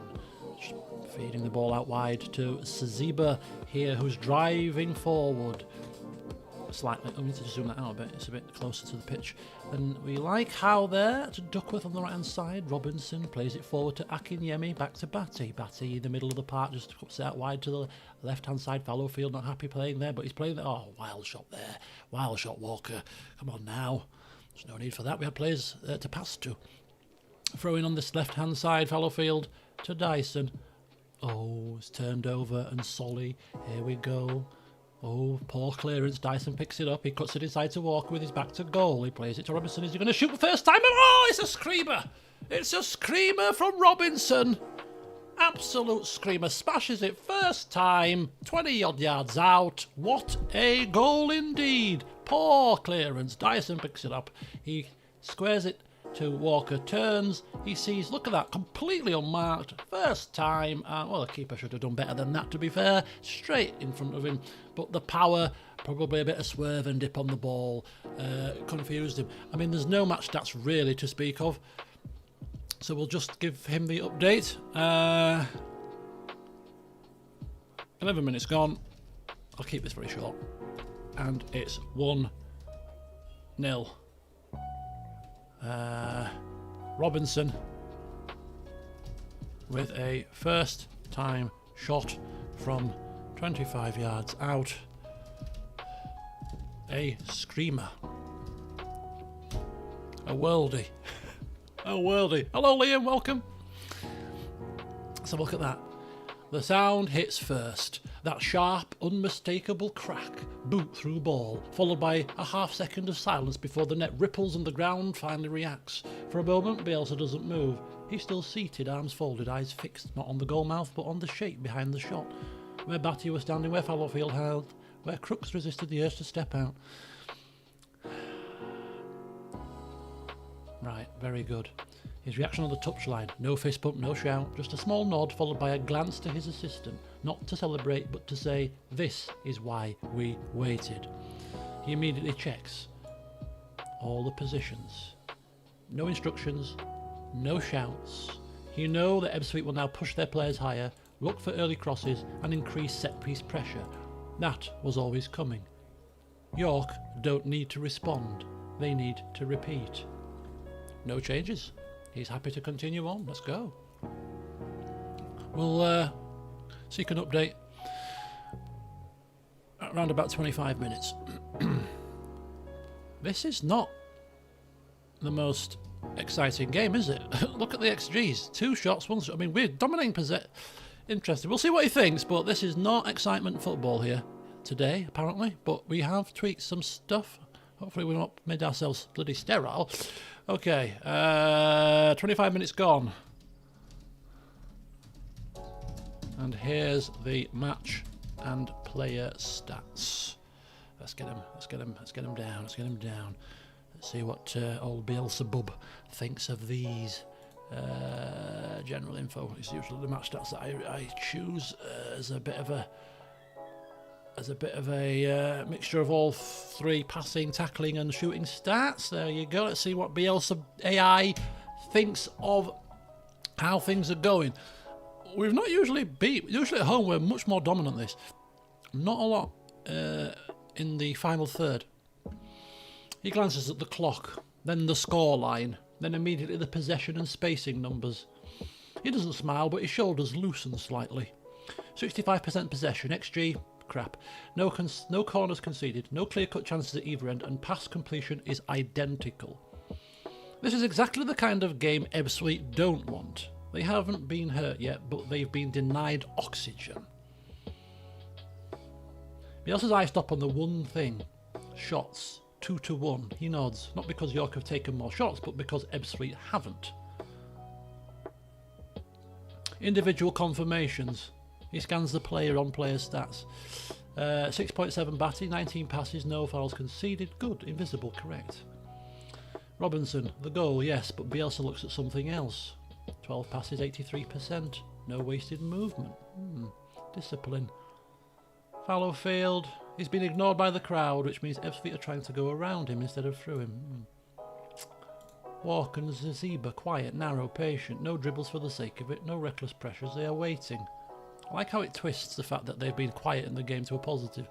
Bielsa's in-game decision, or lack of one. He doesn't stand, he doesn't shout, he makes no tactical changes. Not even a shout. Why? Because the game is currently doing what it was designed to do. They are crossing less than they want. Tanner remains peripheral. Does he? What's his stats? I didn't feed Tanner's stats in, to be honest with you. Tanner's not even playing. I'll probably start feeding in the opponent's stats actually as well.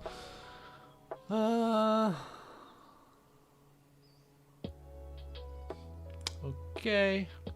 So he's making a note that around about 30 to 40 minutes he might want to make a change. Because Ebbsfleet will increase the tempo, force wide duels and look for cheap set pieces. He wants to tighten the wide engagement, maybe ask one winger to track deeper, but only if the pattern appears, not before. No changes. We'll get to 35 minutes and we'll just ask what he wants to do. In fact, probably not. Or maybe we should. He's mentioned it. We should not ignore him, should we? Corner by Batty. Ooh, and how? With an opportunity there. It was crowded, but so it wasn't easy, but uh-oh, here we go. This is where we have to earn our stripes here. Do not let them score. No, we were told, we were warned, we were warned! Set pieces, aerial stuff. Oh no, get it out. This is not the end of the highlight. Solly, he back to go. Oh, good tackle by Walker, but Solly has still got the ball. He plays it to Amu. To Cisse, not to be confused with the famous one. Oh, how does it over? That could have been nasty. Could have been nasty. Okay, the chats. Oh, we'll wait till this highlight's finished before we give him the update, because it might result in a goal, which will be not to them hopefully. To us would be nice. Please, Fogarty to Solly. Back to Fogarty, forward to Traore. Another a lot of famous names here. Akinyemi intercepts, but Robinson. Oh, it's now going to counter-attack here. Dyson forward to Akinyemi. One touch to Walker. Walker cuts inside. Oh, it's a save. Good football though. Scintillating from York, says the commentator. Scintillating stuff indeed. Quick counter. Good one-touch football. Could have been a goal, but the keeper was equal to it. Near post corner. Cleared. Oh, we've got an injury. Got a knock to Fallowfield, and we were already short in the wing back, the left back position. This might need a formation change. Oh no, he's got it's a slight knock. It's not a catastrophic injury. We might take him to half time. I say that, but I'm not in control of the decision making. Let me just get a couple of bits sorted here.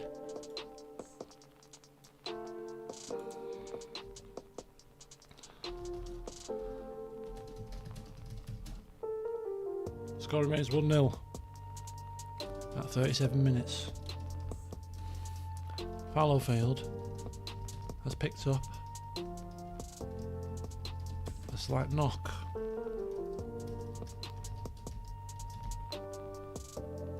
Okay, let's see what we're doing.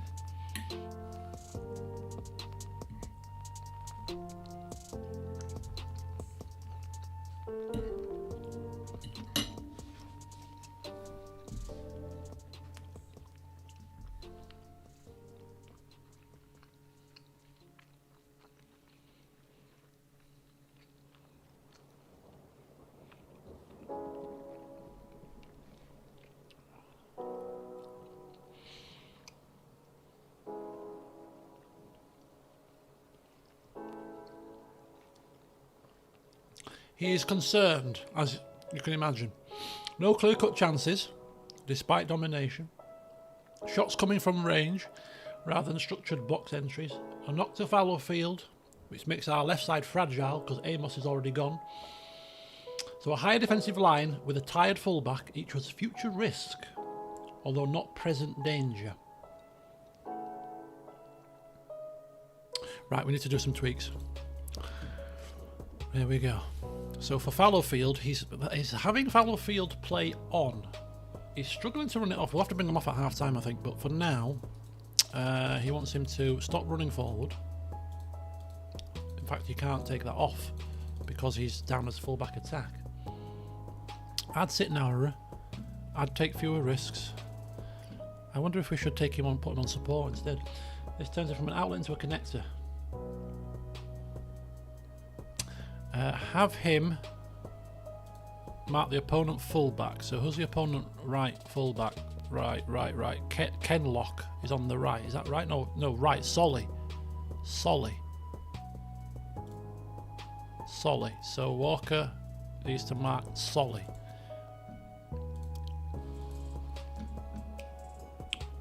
To cover for Fallowfield's foibles here.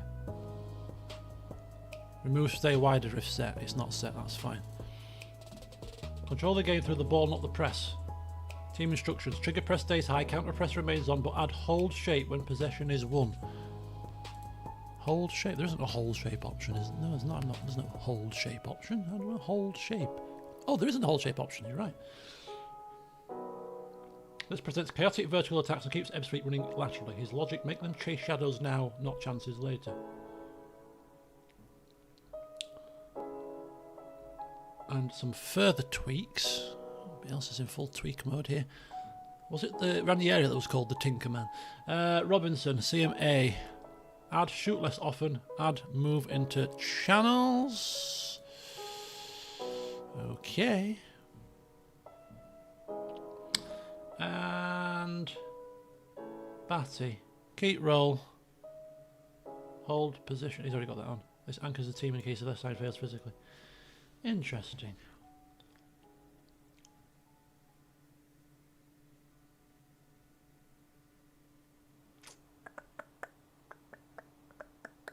Oh, we're off. Confirm changes. This is not an AI, Jerry. I'm doing some random AI here. This is Biels AI. Oh, I thought it was another injury. Jesus wept. That would have been it. We'll wait till half time. 4 minutes. It's been an interesting game. No shouts. He didn't want to do any shouts either.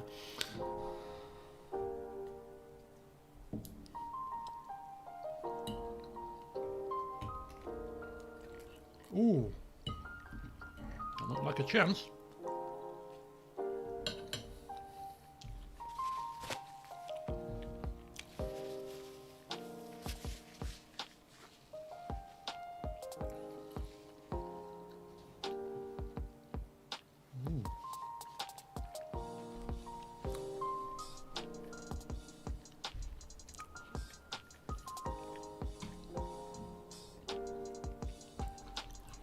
I'm not going to upload the stats simply because not much has changed since the last time, but I will say it's half time.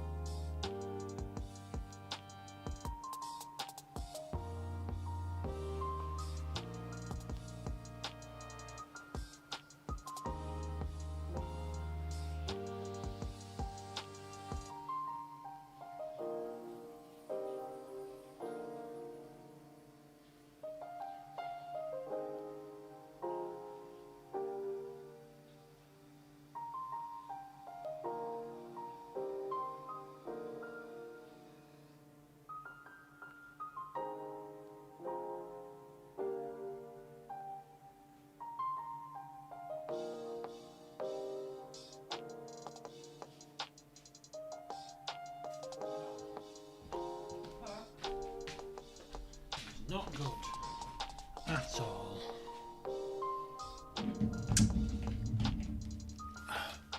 Okie dokie, that's a dash to the bathroom.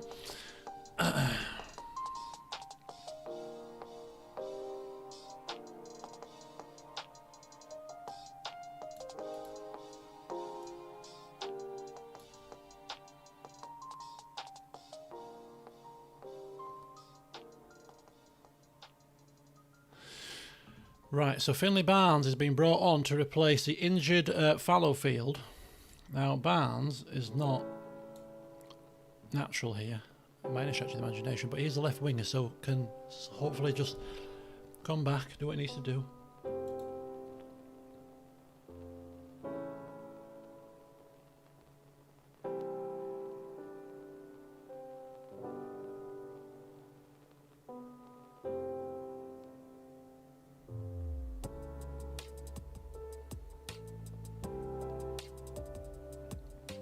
Right, we are removing, be more expressive.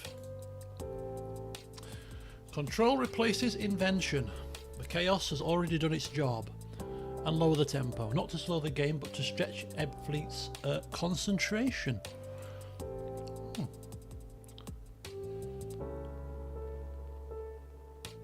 Okay.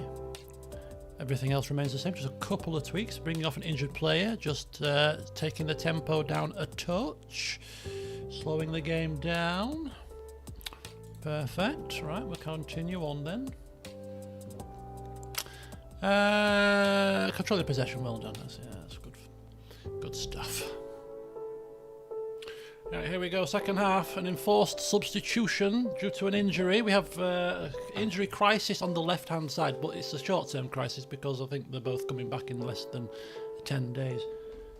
Clark and Amos.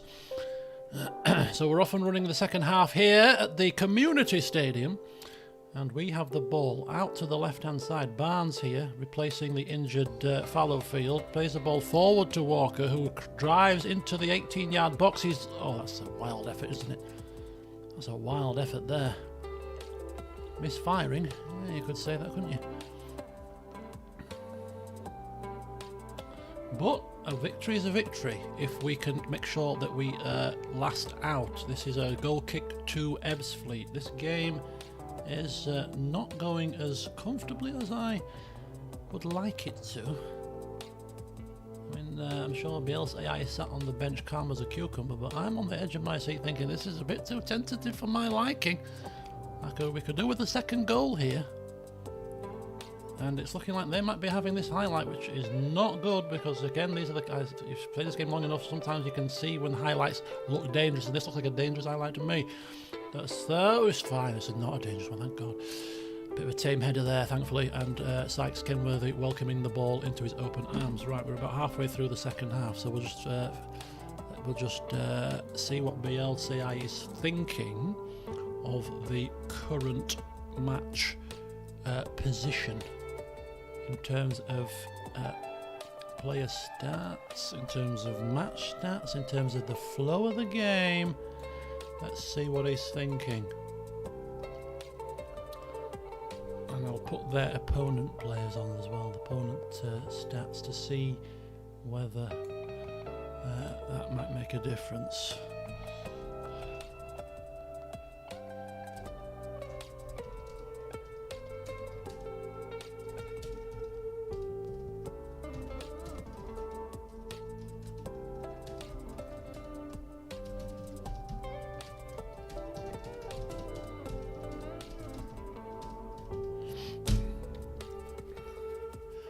Okay, Bielsa, how are you seeing this game to a finish? What's the plan?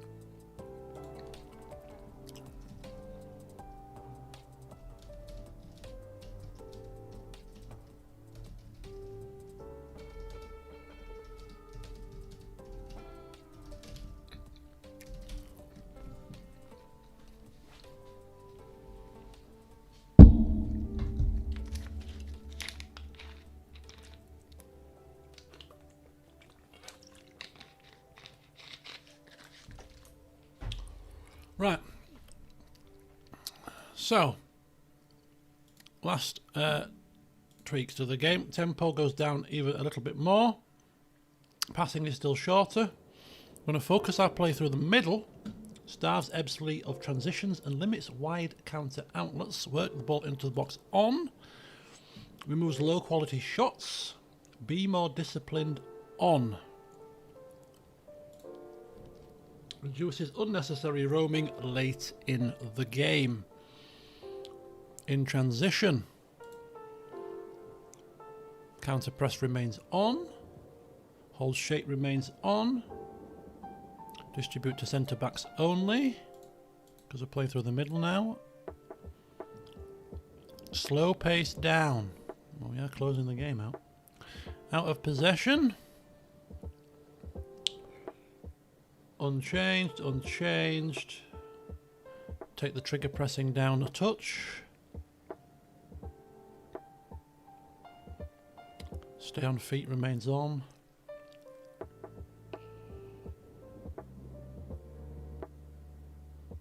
And a couple of player specific tweaks to close this out. Matty's got a yellow card here. Hold position, take fewer risks. That's already on. Dribble less. That's fine. Paddy McLaughlin is coming on for Robinson. Hold position. Shorter passing.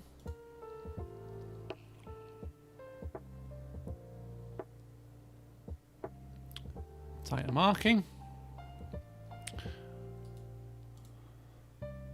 Walker's going to stay out wide. Cross less often. Pins the full back, stretches the block, no forcing. He's going to sit narrower, which he's already doing, holding up the ball. And moving into channels would be optional, but it's already on. Do not drop to cautious. Dropping mentality invites the very pressure you're trying to avoid. Okay, so there we go. We've done a sub. We've done a couple of little tweaks here and there. No time wasting has been implemented yet, but we'll see what happens. At 1-0, it's precarious. If we're winning 3-0, I won't be doing this. We'd just be playing the game to a finish. But at 1-0, these little minor tweaks could be the difference between 1-0 and, well, something worse.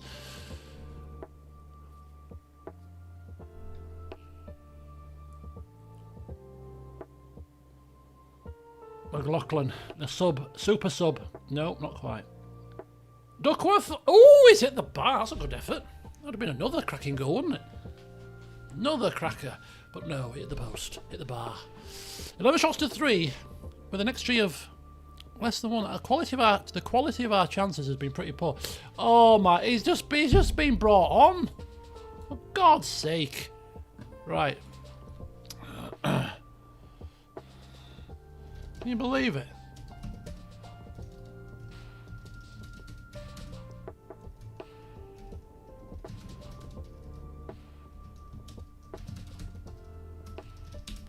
Can you believe it?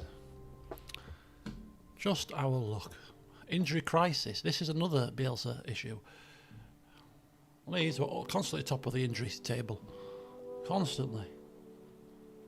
Bless him. In the final season when he got sacked, he never had a flipping full team.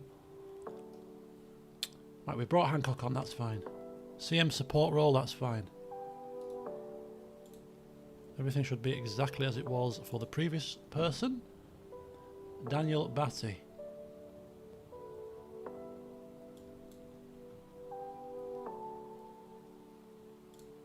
Okay, we're now going into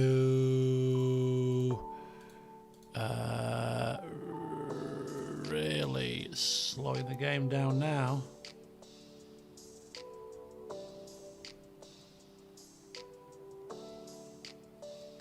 That's still the same. Right, so we are defending with the ball. No retreat, no panic, no heroics. Just circulation, passing and patience. We hope. If Ebbsfleet equalise, it will not be because York lost control, it will be because football is cruel. And Bielsa is satisfied with that risk. Don't you dare deal us a oh no. Oh no. Ooh, well done, Howe. Good interception. Sabija here on the right hand side. It's got men inside. Dice. Oh, it's a deflected shot. It's a corner. That cannot be the highlight, which means the corner could be dangerous. Batty. He's making hand signals. Is this a training ground routine? This is Howe, isn't it? Howe is going to make a near post run. Howe coming in. Oh, well, Wakely is reading that like an open book. We've made all of our subs. There's nothing else we can do. I'm not even going to ask to see what he wants to do now. I think we've seen enough. This is as defensive as we're going to get, unless we really want to waste time in the last 3 minutes. This is Polion. That's not Don Polion, is it? The old, actually, it can't be Don. Yeah, it's many years ago. Ken Lock on this left-hand side. Just one more attack to defend. Back post. Polion. Oh, it's a good job he can't shoot. Oh, it was a deflection. Even their keeper has come forward. Cousins to cause mayhem here. Trying to do a Benfica in the Champions League. Did you all see that? That watch football? It was crazy.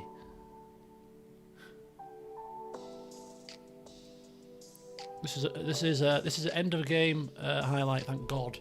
Right, we have managed to scrape. Although, is it a scrape, or was it a tactical, comfortable 1-0? I don't know. For me, it was far too close for my liking. We have kept a clean sheet though, which is interesting. Has his little tweaks bore fruit already. So there we go. York 1, Ebbsfleet 0.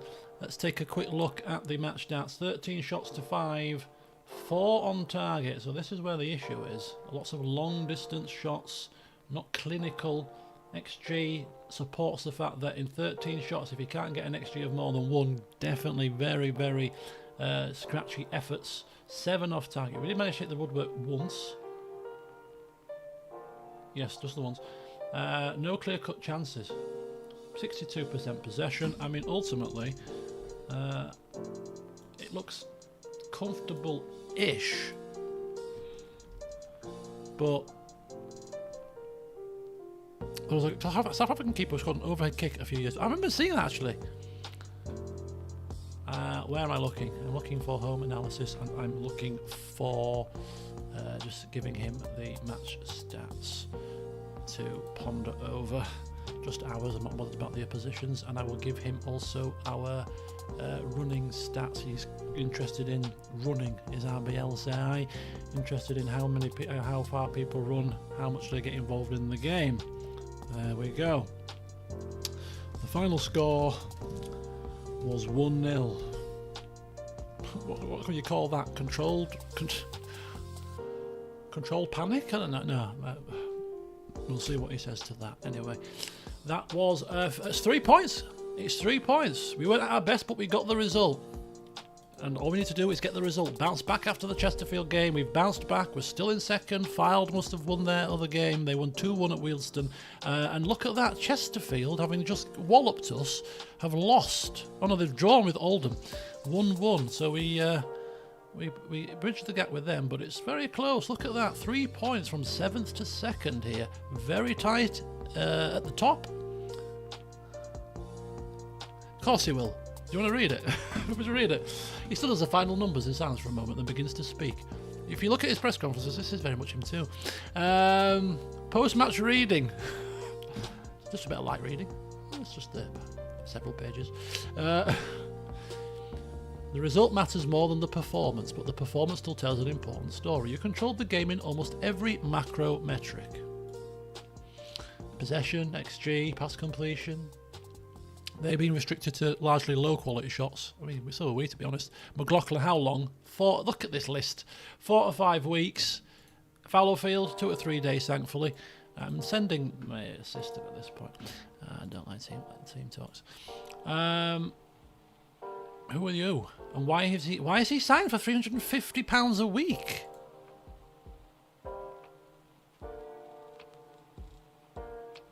Because I've got the assistant and stuff dealing with the youth contracts, whereas if they're playing youth contracts, 350 quid a week, mate, that's more than some of my first team. No, it's near enough a first teamer wage.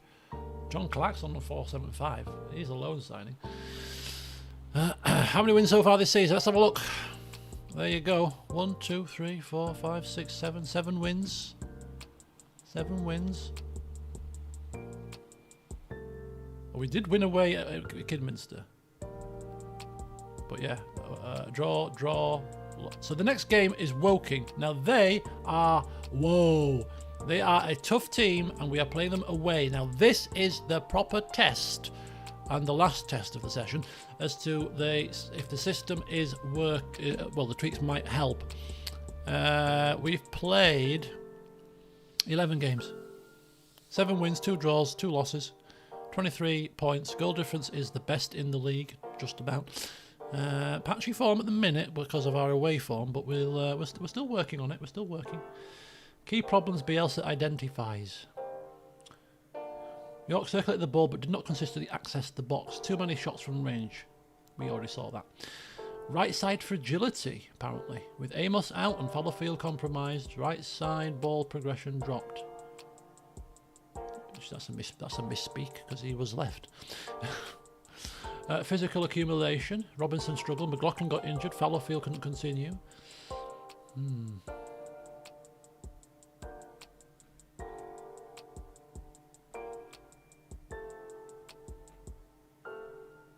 Oh. He thinks the game is still running. It's still running. The game is finished. The game has finished. Bielsa still sat there. What's going on? Why is nobody running around? It's done. It's done. 90 minutes, mate. 90 minutes. Okay, the stadium's emptied and everything is hunky-dory. A necessary but not convincing win. We defended well structurally. The final 20 minutes were controlled rather than chaotic. But the game should have been finished earlier. Injuries concern him more than the opponent ever did.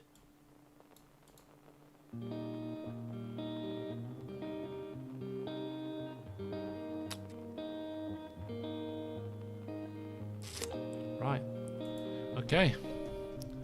Let's turn to the training schedule for the upcoming week. This is where we've got a Tuesday match, right?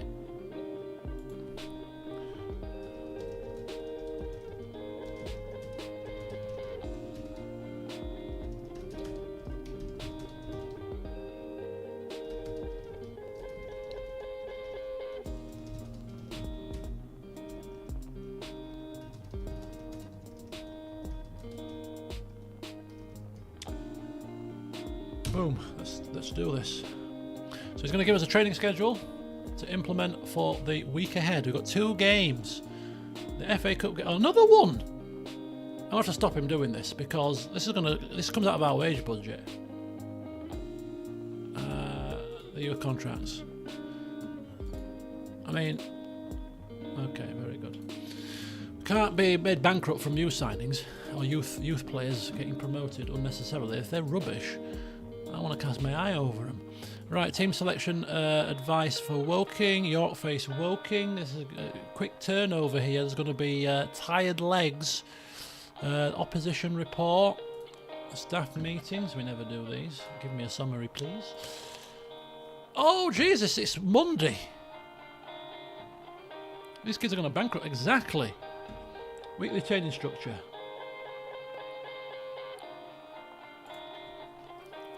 Oh, Jesus, I've missed the training for Monday, which is not ideal, considering that it's a match week. Where are we? We're Monday. Transition and rest and match focus. That's not ideal. That should have been probably recovery. Can we change anything else with this? Can't change that. We can change this though. There we go. There we go. Right, Wednesday. Wednesday training. Recovery and truth. Recovery. That's already on. Match review.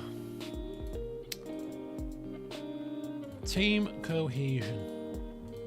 Wants us to bond. But he also believes emotional recovery matters after away games. Thursday, rest the structure. Defensive shape, which usually means defensive shadow play, transition press, which is there, followed by individual recovery. It's been very kind. I mean, this Bielsa sort of high workload, high press, making sure people's legs are going to fall off. Look at this workload. Nothing. Right, Friday, cut preparation, match tactics. No, match tactics. Rotation clarity, role reminders for fringe players, because a lot of fringe players will be rotated in for that FA Cup match. We're going to be playing a week inside. Attacking movements, which would be attacking shadow play. And set pieces, which we can't train because it's match focus, so there you go. No set piece training today. And then we'll rest. Can you do a match review? Let's do a match review and then 2 rests. There you go. So that's our training schedule for this week. There's no individual tweaks for 5 or 6 games, and we're going to send assistant to that press conference. We are the assistant to Bielsa. We've got our own assistant as well. You'll be my assistant. It's a chain of command here. I am the commander, he's the captain, and you are the first officer. Go speak with the media, I can't be bothered. Right. Bailey said, no. If you're not more than 4-star, you ain't coming in. You ain't coming in. Not interested in you. You need to be better than 4-star at the very least. Recruitment update, Vanarama National Preview. Where's the scouting report? This is the opposition report. It's not usually a Sunday. There we go. I missed this. Let's give him what he needs. Let's give him what he needs here. Scouting reports.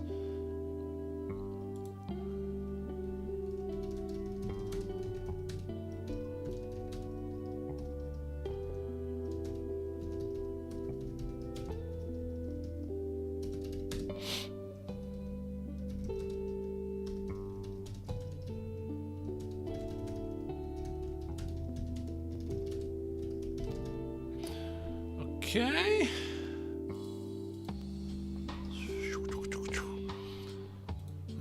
So the usual stat pack that he likes.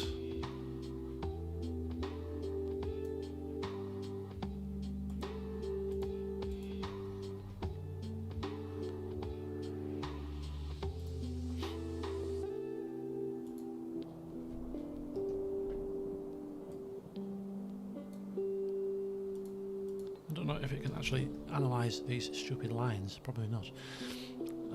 Anyway, we'll see. So we give him the stat pack scouting report for the upcoming game. Let's see what he makes of it. Here we go. So this is going to be a good test because this is we are struggling away from home. We have tweaked the tactic to, and he's also mentioned that he may consider changing the tactic for away. Not there just yet. Injury update, coaching advice. Who's still injured here? I'll have to tell him. I'll have to let him know who's back from injury. You might think people are still injured. Right. Next match only.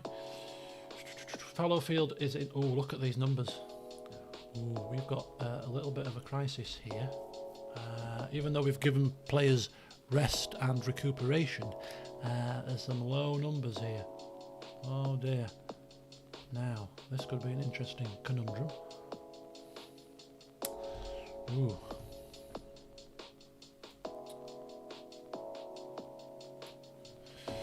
This is quite the conundrum. Oh, he has given us a tactical outlook. He considers Woking dangerous but incomplete. They want to be aggressive, they want to play forward, but they do not manage space well when forced to defend their own box. 3 things stand out immediately to him. Poor goalkeeper command, weak near post set piece defence, which is good because we focus on near post corners. Central vulnerability when pressed after first contact. He taps the page. This is not a game to rush, this is a game to suffocate. Tactical intent, positive, unchanged. Key team instructions, in possession. Work the ball into the box. Mix crosses off. Focus our play through the centre. He wants cutbacks, rebounds and scrappy finishing. They defend crosses well enough. They defend second balls poorly. In transition. Counter press is on. That's off. Centre backs only, and it needs to be rolled. Rolling it out to centre backs. Line of engagement. Slightly higher. What's classified slightly higher?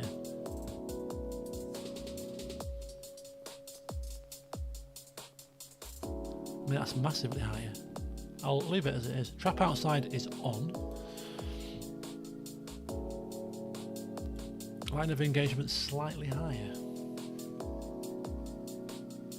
I mean, that's standard, isn't it? I'll go with that. Righty ho. That is the overall tactical tweaks. He still seems to be quite happy. Final message before Woking. There's no final message. You have to pick the team.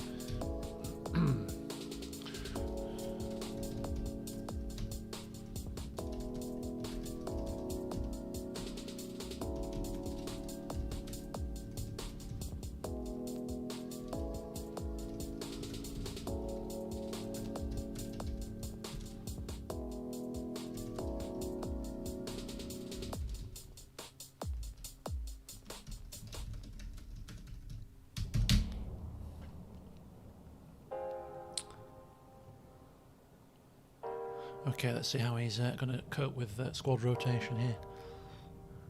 This is the kind of situation I despise as a player. I find it drives me insane.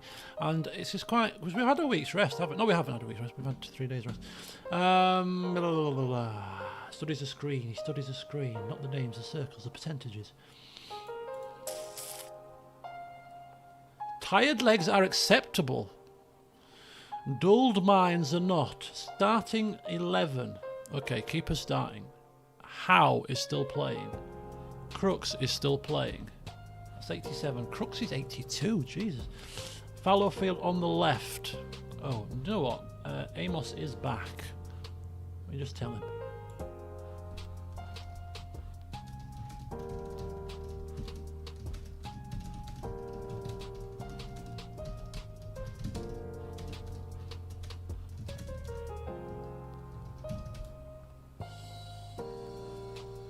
That would make sense, right? It's got to make sense.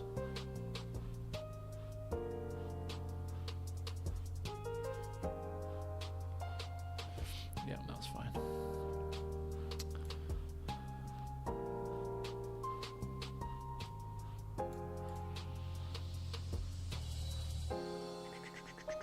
Right. So that is our back four. Is Duckworth still playing? Yep, Duckworth. He's trusted. His condition is strong.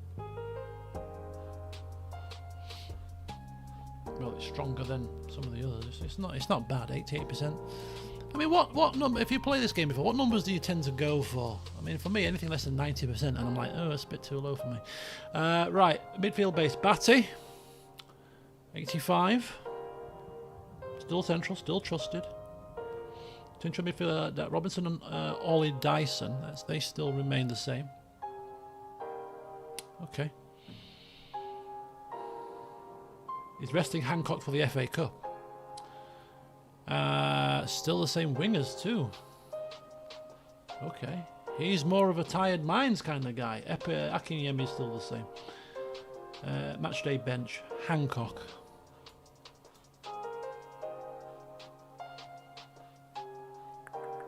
Davies, Chadwick. Oh, Davies. Davies is a striker as well. That's 2 strikers. Rory Watson and Paddy McLaughlin. I'm going to override him on goalkeeping. Who have we not got here? We've not got a defensive option. I'm going to put Cordner in. Or was it Wilson? No, Will Smith. That'll do. Yeah. Okay. So we've got some fresh legs, not very much sharp, these individuals. Very much a first team kind of approach and not keeping these players fit. But we're going to get some game time in the FA Cup very shortly. No luxury subs. Right, so what do we need to do?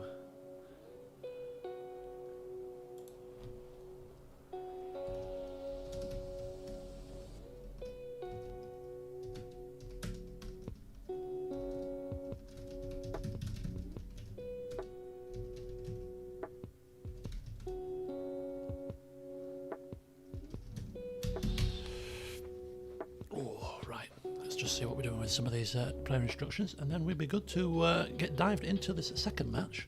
Starting 11 player instructions, right? Oh, they seem to be the full instructions. That's a bit of a mistake there, but we'll go through as quickly as possible. So take shot. He's rolling it out. He's distributing to centre backs, and that's fine. That's fine. Duckworth. Hold position. Yeah, that's fine. Cross less often. Yeah. Dribble less. Close down more, that's fine. Keeps the right side stable with Sabiza, whilst Sabiza presses ahead. Centre backs. Stay wider, mark tighter, tackle. Oh, tackle harder. Oh, get stuck in. Get stuck in, Sonny Jim. Rattle their cage. Same for him. Take fewer risks for him. Mark tighter. Amos has come in, back to his original position, not playing in defensive midfield, he's happy about that. Hold position, dribble less. Can't hold position with this role and support. Cross left often, can't do that either. Close down less often, can do that. Dribble less, can do that too. So midfield, good old Batty.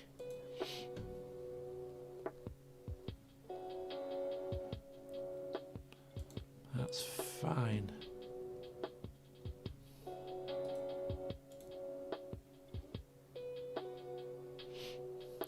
He wants him going further forward. This Robinson. Further forward, shoot more often, move into channels. It's giving him freedom because his timing has earned it. Ollie Dyson. Secondary runner, second ball hunter. Shorter passing. Tackling harder. So he is the supportive winger. Sitting narrower. Closing down. Dribbling more. And he's been allowed to roam from position. Primary pressing trigger on the right. Tom Walker. He's going to stay wider. He's getting further forward. He's running at the defence. I think that's across from the byline. Can't do that. And then striker. Akinyemi.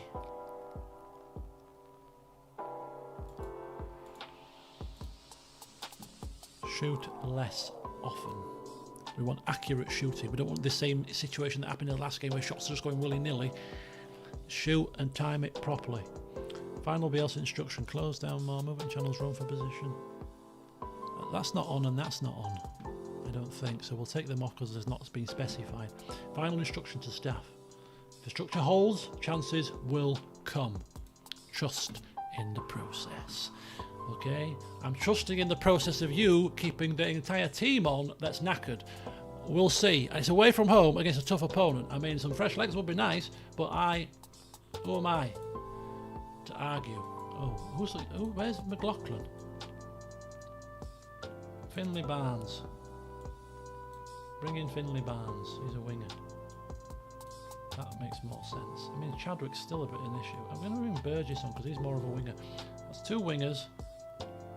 Will Smith and Will Davies. Maybe Chadwick, because he can play midfield as well as up front. That gives us options there. That's fine. Okay. Couple of little minor tweaks there to the bench. I'm sure Bielsa won't mind. Okay, proceed to the match. Yes, a big away game. Can we get 3 points? This is a tough one. This is a fellow playoff team, a tough team, and the last tough team we played away, we got battered. So Let's see if Bielsa AI 2.0 can fare better. Just going to pop downstairs to take my plate down and check on something, and then we'll get this game underway. Oh, I'm back.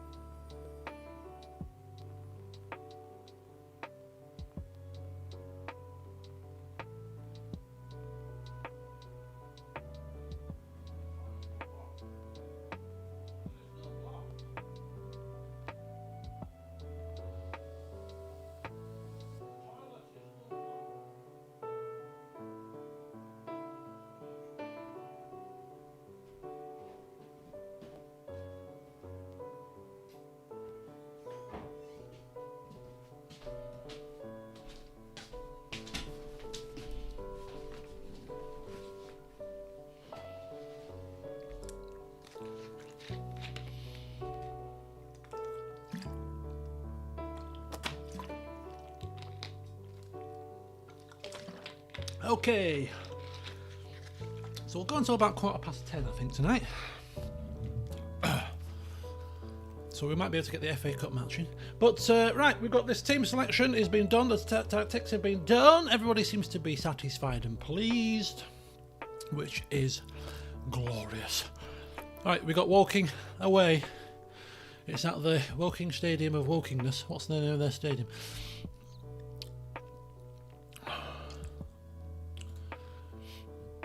Go out there and impress me.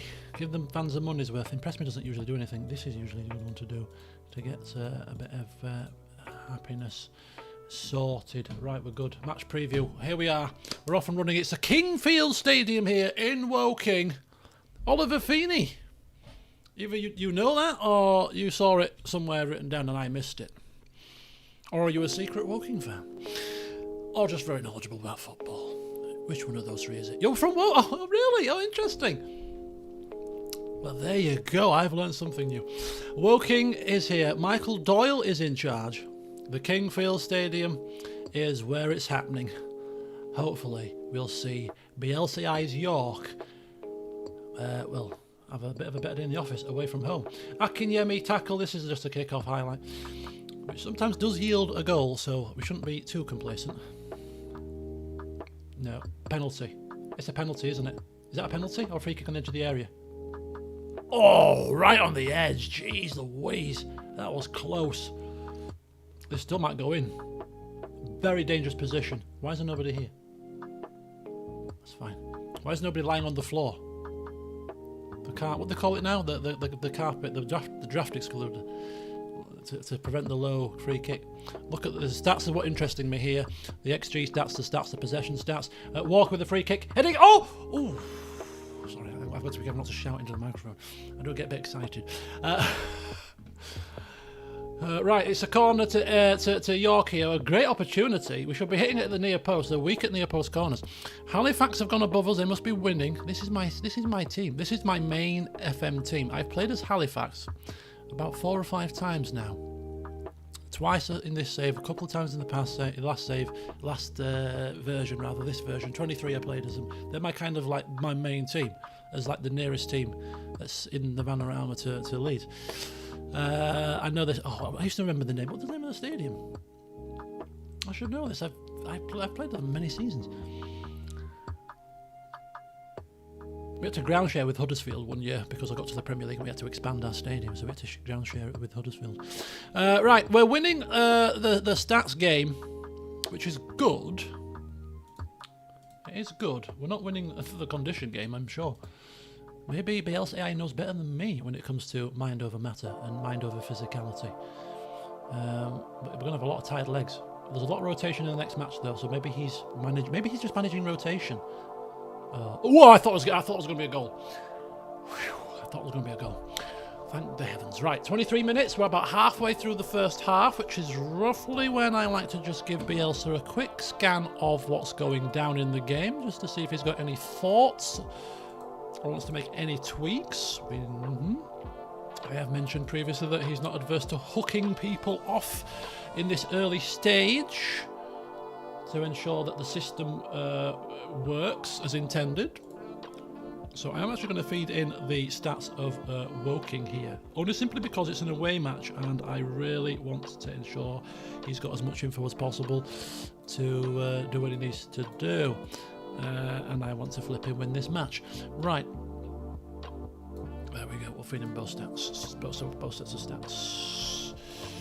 It's 0-0 with 24 minutes gone. Here are the match stats and both sets of player stats. Let's see what he says. Any tweaks? Any? I don't think he's going to change anything. I think we're doing all right. Looking at those stats, I don't need you to tell me. We're doing all right. We've got 6 shots to 4. XG is about the same. Targets. It's 73% possession is clearly a good thing. We're better passing. We're controlling the game. Probably controlling the centres because we're playing through the middle. Tackles 1. They're winning the duels a little bit, but you know we've only had 3 chances, so that's probably says more about the fact that they're having to tackle more because we've got the ball more. We're dominating in the air, and we're playing slightly better. There you go, Bielsa. Top that. What does Bielsa say? Right, Bielsa says 73% possession away from home. Woking barely touching the ball, and yet nothing has cracked. He nods slowly once. He is not unhappy. This is a game he expected. Woking passive, York circulating, space compressed centrally, but he identifies one problem immediately. We are arriving but not threatening. Yeah, I gathered that myself. The control is real, the penetration is not. Structure is excellent, distances between the lines are correct, Batty is screening well, centre-backs are calm and progressive, no panic, no wholesale changes, no emotional reaction. The issue he identifies, they are defending deep and narrow.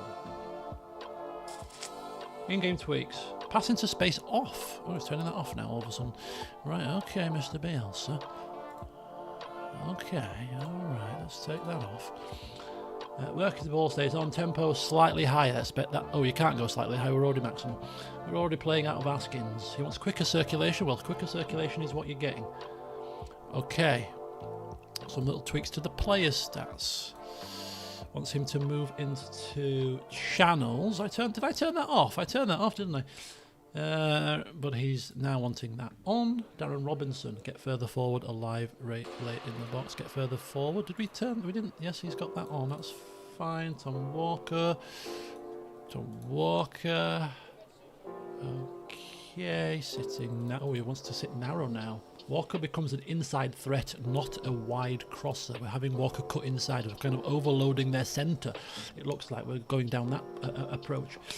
Stay wider on Zabiza, however. Switching that. This stretches working horizontally and stops them collapsing centrally. Out of possession, subtle but key. Line of engagement one notch higher. It was already high, so perhaps when it did say whatever it said in the pre-match stuff, I was umming and ahhing whether it meant there or there. It did mean there, and now he wants it there. It was already there. Prevent short disposition on. There you go. Okay. Well, we're going to take this shape through till half time, so that will be that. We'll have to some tactical subs will be needed just to preserve the tiredness of the legs at this point. This is where we might struggle in the back end of the game, but we'll see. We'll see. Right, we've got Amos on this left hand side, back from injury. Dyson back to Amos, who plays it to Walker. Nice little triangles here. Dyson into the anchorman Batty. Robinson, the man on form, forward to Akinyemi, the pressing forward, who's also on form. He plays it out wide to Zabiza. First time cross, low cross, and Akinyemi is there to pick it up. His 7th goal of the season, and that was fantastic football by York City. Let's watch this again. Wow, Robinson forward to Akinyemi, back to goal. He turns and you look at that, a great pass. Zabiza looked to be a little bit slow to that, didn't he? And puts it in a nice low cross right into the 6-yard box danger zone. Akinyemi is the first one to pounce. It's 1-0 here at the Kingfield Stadium. Liquid football, I agree. I completely agree. I'm just going to send him the match stats, not the player stats this time. Update him. It's almost like I'm... Can't you see it? It's 1-0. I know it's 1-0. I can see. Clearly you can't see, can you? It's 1-0 on 27 minutes. A great through... The reason why I type in how the goals have occurred is because it remembers that in terms of how the goals happen, which is actually quite important to the strategy. A great through ball to the right hand flank by Akinyemi. Ziba, I don't know how to spell his name. Ziba ran onto the pass through, and put the ball into the 6-yard box with a low cross. Akinyemi pounced and put it in the back of the net. That's a good write-up. I should be editor for the Evening Post. What paper? What's the local paper to York? Is it still the Yorkshire Post? Right. Bielsa, immediate reaction. He stands, walks to. He's got a whiteboard at the pitch side. Not only has he got his bucket that he's taken from the Leeds United shop, he's now got a whiteboard next to it.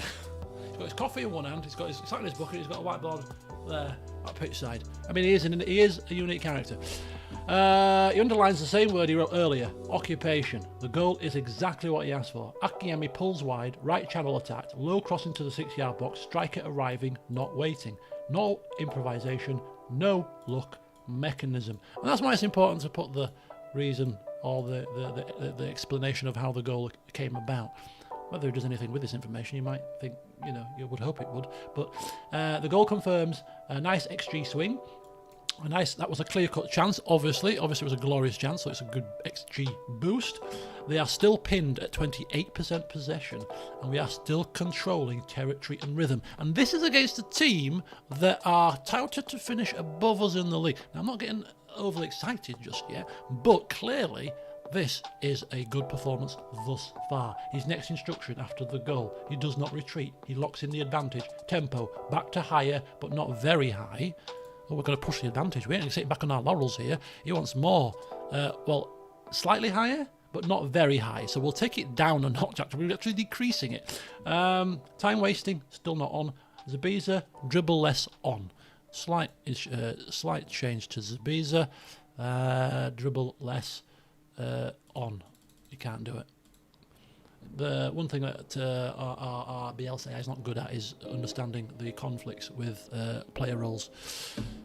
It's fine. Defensive reminder. When we lose it, 5 seconds together. The counter press remains sacred. Okay. I think that basically boiled down to hardly any change at all, but a couple of minor tweaks there. Okay, let's go. This is going to see us through to the end of the half. Although, go on, Batty, go on, Batty, go on, Batty, go on, Batty, go on, Batty. Oh, go on, Batty. Could have been something special there, Batty. Right, York are still winning 1-0. It's a corner. The momentum is very much with York. A goal before the stroke of half-time would completely demoralise Woking here. Near post corner, Howe with a header. It's hit the crossbar. It's hit the crossbar. Near post corners was identified as a weakness for them, and Howe almost capitalised. Batty with another free kick. Oh, now top of the net. Very ambitious there, Batty. A bit greedy, I'd say. Ball hoofed forward. Headed forward to Dyson. We're winning the aerial duels. It was 70-odd% when I last checked. Dyson just looking, waiting, and then shooting. Horrendously. It's fine, it's fine. And the half-time whistle goes here at Kingfield. It's 1-0 to York. The game is still very much in the balance. We ain't dominating, but we're playing well. Let's see what old Beelzebub thinks of our performance in the first half and if he wants to change anything. I'm quite tempted. Actually, if I upload the general info for us,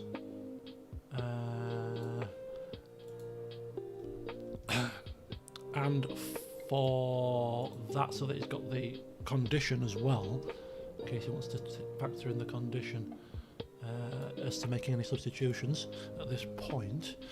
And then we'll also want to do the Woking player stats as well. Just because we're away from home, I want to make sure we've covered everything. The half-time score is 1-0. Here are the match and player stats for both teams. See what their crack is here. Let's get to the changing room and give them all a praise. Praise, praise, praise. Delighted. We created loads. We've done control. We are controlling possession very well.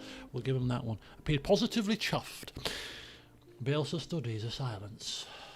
In silence, the numbers for a moment, then taps the board with the marker. He's pleased with control. 70+ possession away from home, XG edging clear, and the goal exactly as planned. Vertical pass, wide run, low cutback, striker arriving. That to him is validation of the idea rather than a moment of fortune. But he is not fully satisfied. Territorial dominance is good, but it is becoming predictable. Woking are sitting deeper, protecting the box and waiting for mistakes rather than pressing high. Too much circulation in front of the block. The ball speed is acceptable, but the risk profile is too safe. Right side is productive, left side less so. Amos is giving security, but not enough threat beyond the winger.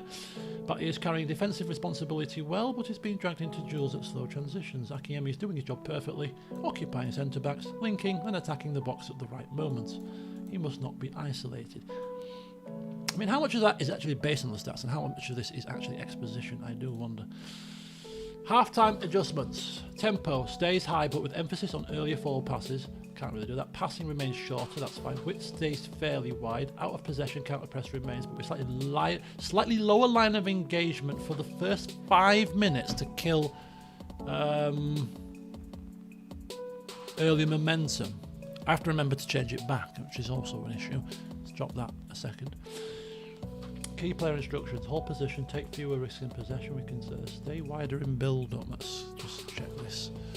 There's one thing he's not good at is remembering which instructions have already been given. He would do if I maybe screenshotted them, but I'm not doing that. So stay wider in the build-up. Right, we're putting that back on. Overlap selectively, not constantly. Focus on early crosses when space opens. That's fine. This is Zebra.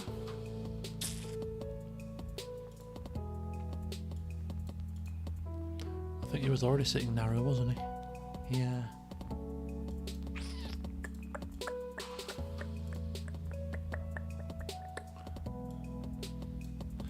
Subs at 60 minutes to bring fresh legs on. I'm just going to ask him, do you want to employ any... Oh, God, I can't type. Opposition instructions.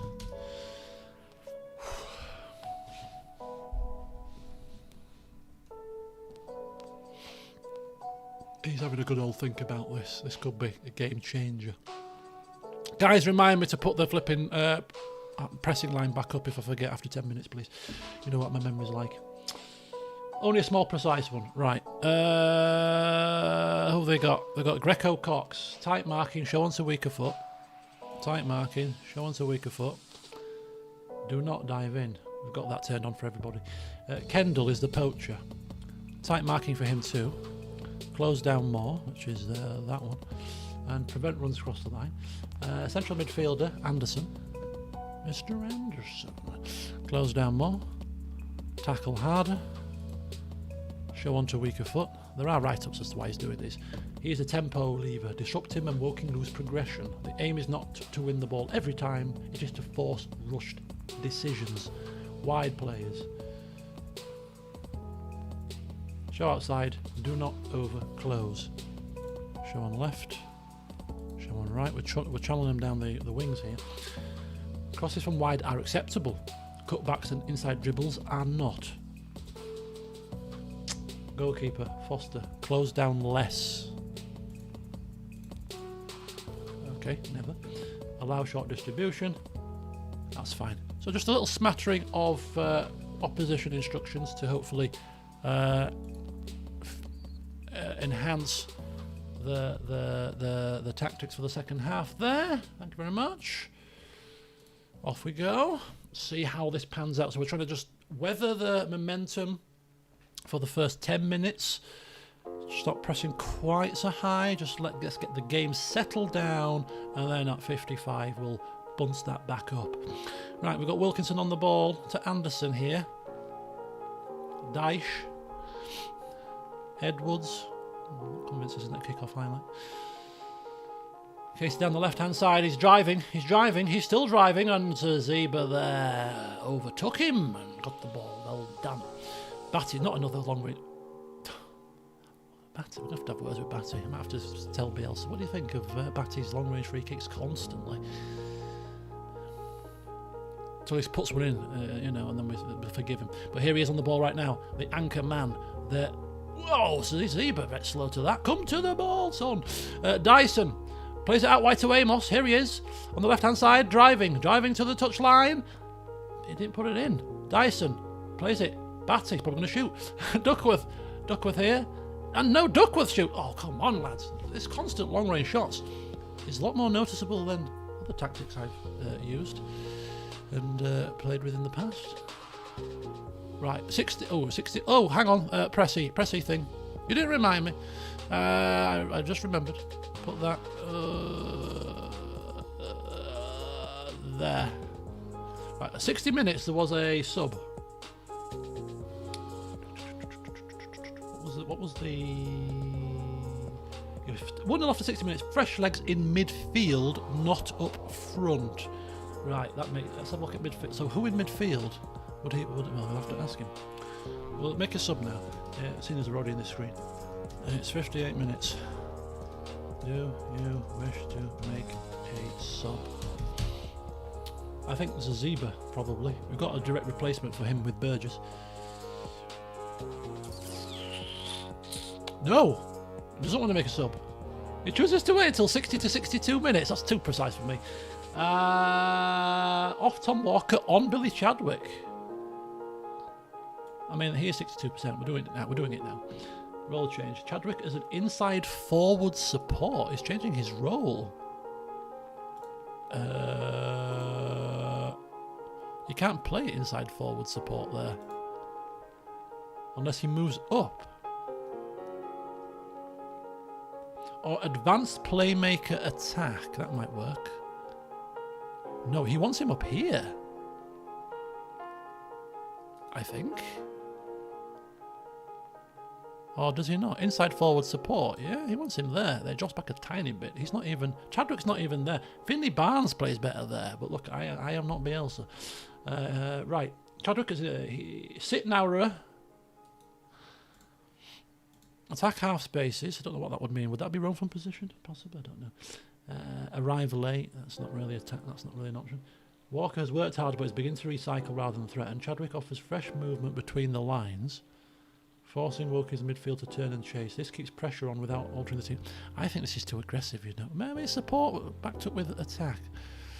This could be an issue here, you know.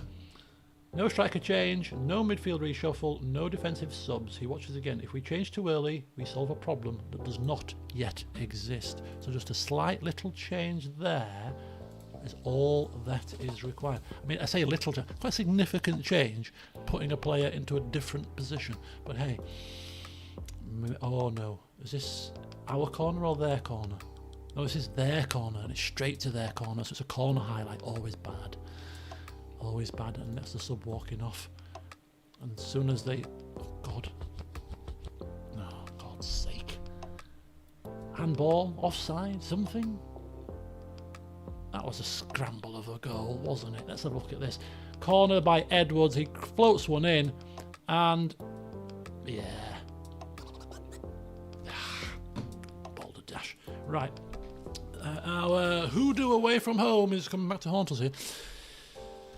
Okay.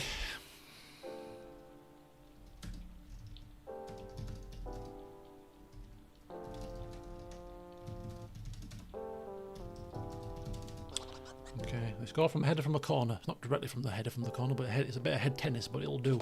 Let me put the match stats down as well. Stop. Player stats will just hang fire for now, but match stats will definitely feed in.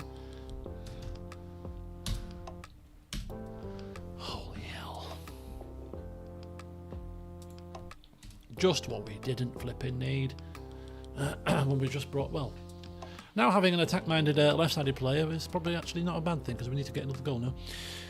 He doesn't react emotionally to the equaliser, he reacts structurally. He studies the numbers, then the corner sequence again in his head. Yeah. Set pieces are moments of order. We lost order. Then he acts. Right, sub's already planned. We've already got him on that. That's fine. That's fine. Tactical tweaks. Work ball into... Oh, okay, so he wants to tweak the tactics again. I mean, you would do, wouldn't you? After that's just happened. Work ball into the box is still on. Shoot on sight is now going to go back on again. So, where's shoot more often? Where was that off option? Is that on player? That's on player stats, right? Shoot more often? Oh, it's there. Shoot on sight. Oh, work into ball ox. Shoot. Oh, sorry. And shoot on sight on.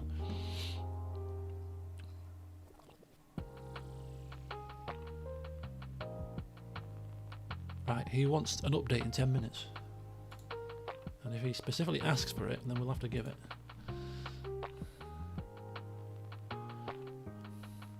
Otherwise, I'd have gone for a bit longer. Right, okay, let's just see what happens here. Pivotal time it is. Wasn't this the time where they were conceded the most goals? You know, 45 to 60 minutes. I thought that's where we're supposed to be hitting them hard, wasn't it? Mind you, we were winning at the time. Or was that the last game? Batty with another shot here. Float it in, Batty. Float it in. Come on. Have a plan B. Oh, he's hit the bar. Oh, he's in. Keep going, Batty. Keep doing that. It was a second ball, but we'll take it. We'll take it. Batty with another shot from his free kicks. Fixes David Beckham here. Keeper palms it away, and Duckworth is quick to pounce. Look at that. It's 66 minutes. It's 2-1 to York.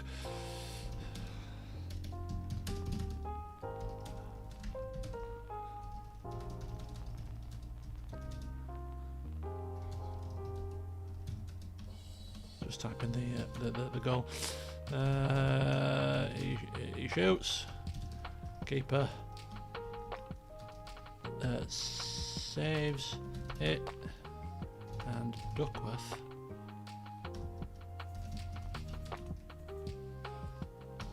pounces and pokes the ball home. Bingo. Let's see what happens here. Does he want to do any more tweaks now? I think he wants to tweak. You must want to tweak now. It's 66 minutes. We've just gone 2-1 up. It's time to tweak. Lower temp. He's off. He's off. He's off. He's off. He's off. He's off. He's off. Bielsa doesn't celebrate. He exhales once. He looks at the clock, then at the pitch. Lead regained. Different problem now. He's tapping this whiteboard. He loves this whiteboard. I don't know about Bielsa's bucket. He's got a new toy in town. Now we defend by attacking, but with discipline. Lower tempo slightly. Okay, that would be there. Pass into space. Off. It's already off. Transition. Now take off counter. And put hold shape on. Bielsa wants to rest with the ball. Rest with the ball phases. Counter press stays on because if we lose it, we want to win it back immediately, or foul intelligently. Out of possession. Everything remains high. Defensive line stays high. That's fine. Okay. I just need to keep checking these play stats because he keeps it. So he wants Duckworth now to play wider. Cross from deep. Primary task, screen second balls and stop cutbacks. And Chadwick, roam from position. There you go, free rein. Wants him to attack the space.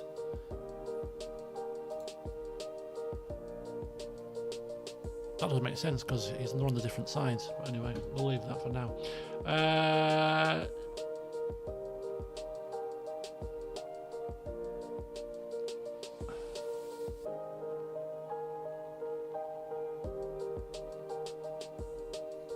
We're in 66 minutes.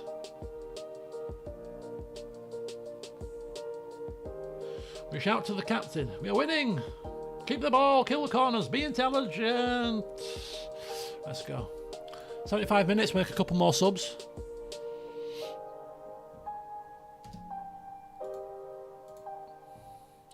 Saziba needs to come off. If Woking equalise, no, we're not even contemplating that option. Not even contemplating that option. Oh, we've lost the ball in a foolish area. Oh, thank God. A bit of a long-range effort. Keeper to make sure that he palmed that away properly. We don't want to be inviting unnecessary pressure here. Keeper's coming out to catch that. Well done, keeper. Well done. Well done. Oh, we're up into second place in the league standings. 1 point ahead of Halifax. Here he is, Crooks. Forward to Dyson, who plays it forward to Chadwick, who's inside to Akinyemi. Back to Batty. Just still a bit shaky here. One more goal right now would be absolutely sublime. Saziba, he's knackered, but he's still working. This is where that training intensity comes in. Robinson with a chance. Could have put the game beyond reach. Keeper got down well there. Ooh, well done. Come on, team. Come on. Come on. You can do it. 71 minutes. We've got a sub coming up now. Batty might be coming off here. How at the near post? Right. Let's give Bielsa his final bit of information.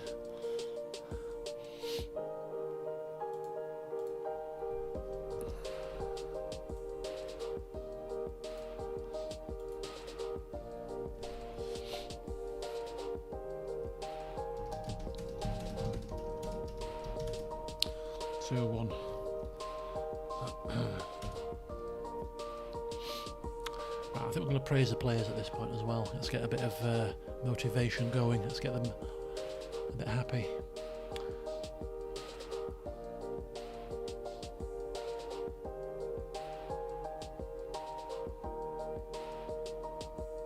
Right, it wants us to force them wide now. So this trap, did we have trap outside on? Where's the trapping? Where's the trappy thing? What was here? Trap. There you go, take that off.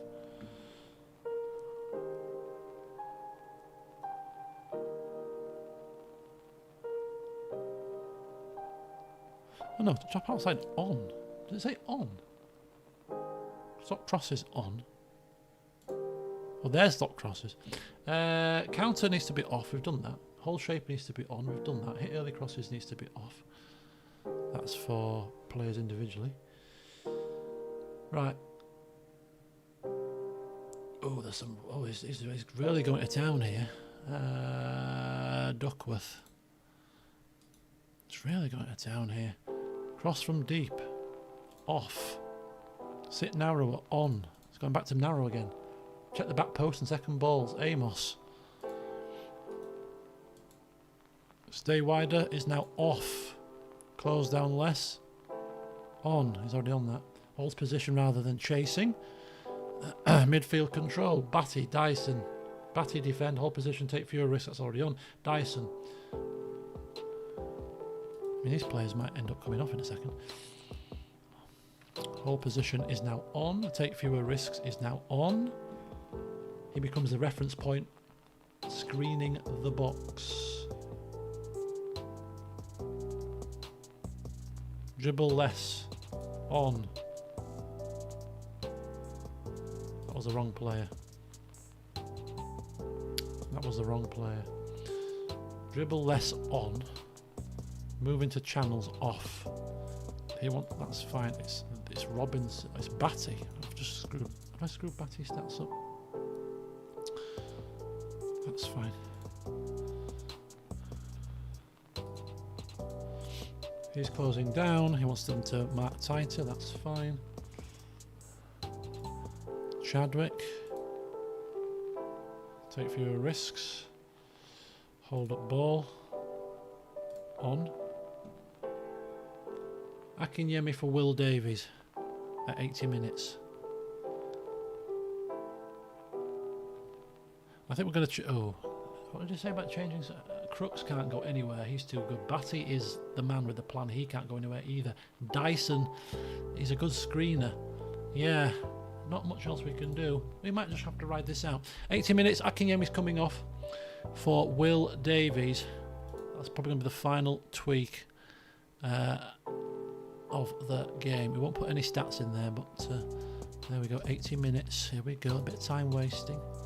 Akinyemi's come off for Will. For who? Will Davies.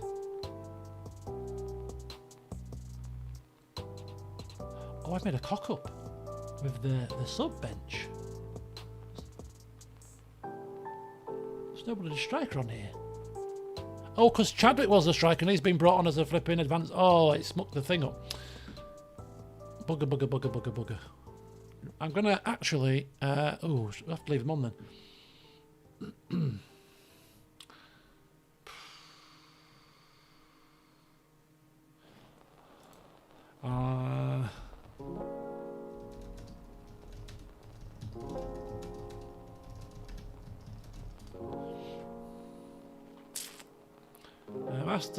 I've asked if he wants to bring Burgess on because the Zebra's looking a bit tired.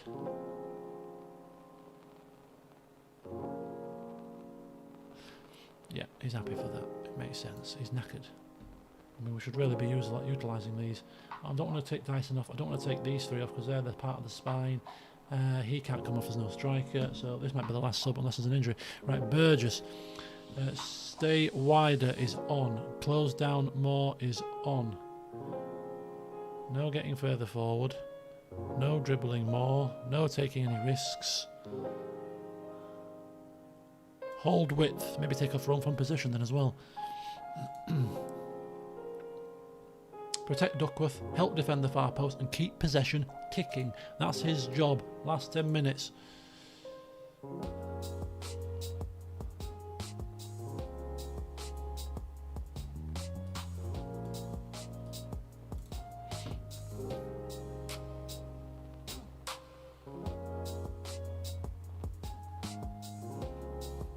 That's fine. Just making sure that Duckworth isn't going too far forward, given the slight change on the right there. Right, everything is as it needs to be.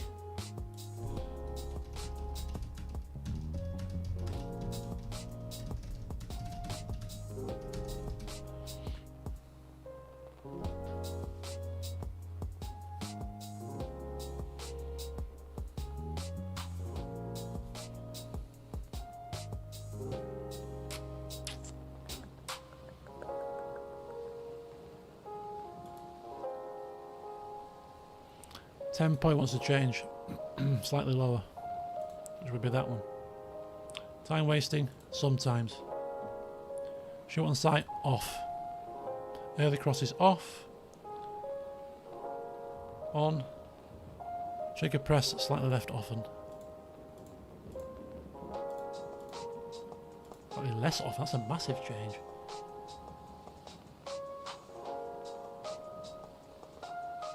He's making the shape compact. He's forcing them down the centre. No, he's forcing them down the wings because he doesn't mind crossing, right? Okay. There's the changes. That's it now. We're going until something significant happens. If not, we're going to praise these players and we're going to pray that they flipping see this game to the end or score a third. That'll do me nicely. Come on. Here we go. Here we go. Not from there. Duckworth to Burgess. Robinson! Oh! Could have done a better job than that, Robinson. Could have done a better job than that, but don't worry. We'll be 20 shots. This is a game we've actually dominated, to be honest. I mean, the fact that it's only 2-1 is a crime. Look at... Oh, this is... Yes. This has got to be the end highlight, surely. No, nothing, no antics. No antics here. Get it out. Get it out. Get it out. There you go. There you go. Well done. And voila! That is a big result.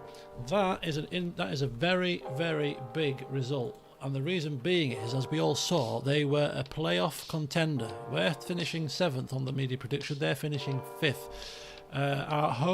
Our away from home form is not the best, and we've come into Kingfield Stadium and absolutely drowned them.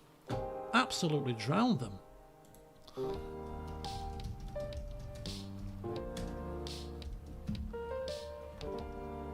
Absolutely smothered them. 2-1. Here's the final match report. Let's give it to him. If he don't raise a little tiny smidgen of a smile that doesn't look like wind, come on now. You've come into he's not come into a team, has he? He's been here since the beginning, but technically speaking, his improved brain has come in today, has identified problems, has made slight subtle tweaks to everything to do with training, individual training, match tactics, just a sort of little tishy, a little pishy there, a little bushy boo, nothing like sweeping, nothing like crumpling up that paper and throwing it in the bin. And yeah, we might have just become a force to be reckoned with away from home as well as home now. Let's see what he thinks of the match report as we pat the boys on the back as they're coming down the tunnel. If I was, I'm telling you, if I'm a real Hive manager, yeah, I'm quite an emotional guy. I'll be high-fiving, oh, come on. Bielsa's just there, just tottering down. Sorry, I know you don't like a bit of overexcitement, but come on, this was good. This was good. Absolutely. Very well done. We weren't at our best. Very well done, lads. We weren't at our best, but we got the result. I mean, if you're not at your best when you just beat somebody 2-1 and you've just completely dominated the match, I mean, I'll go with that one. It was a good win.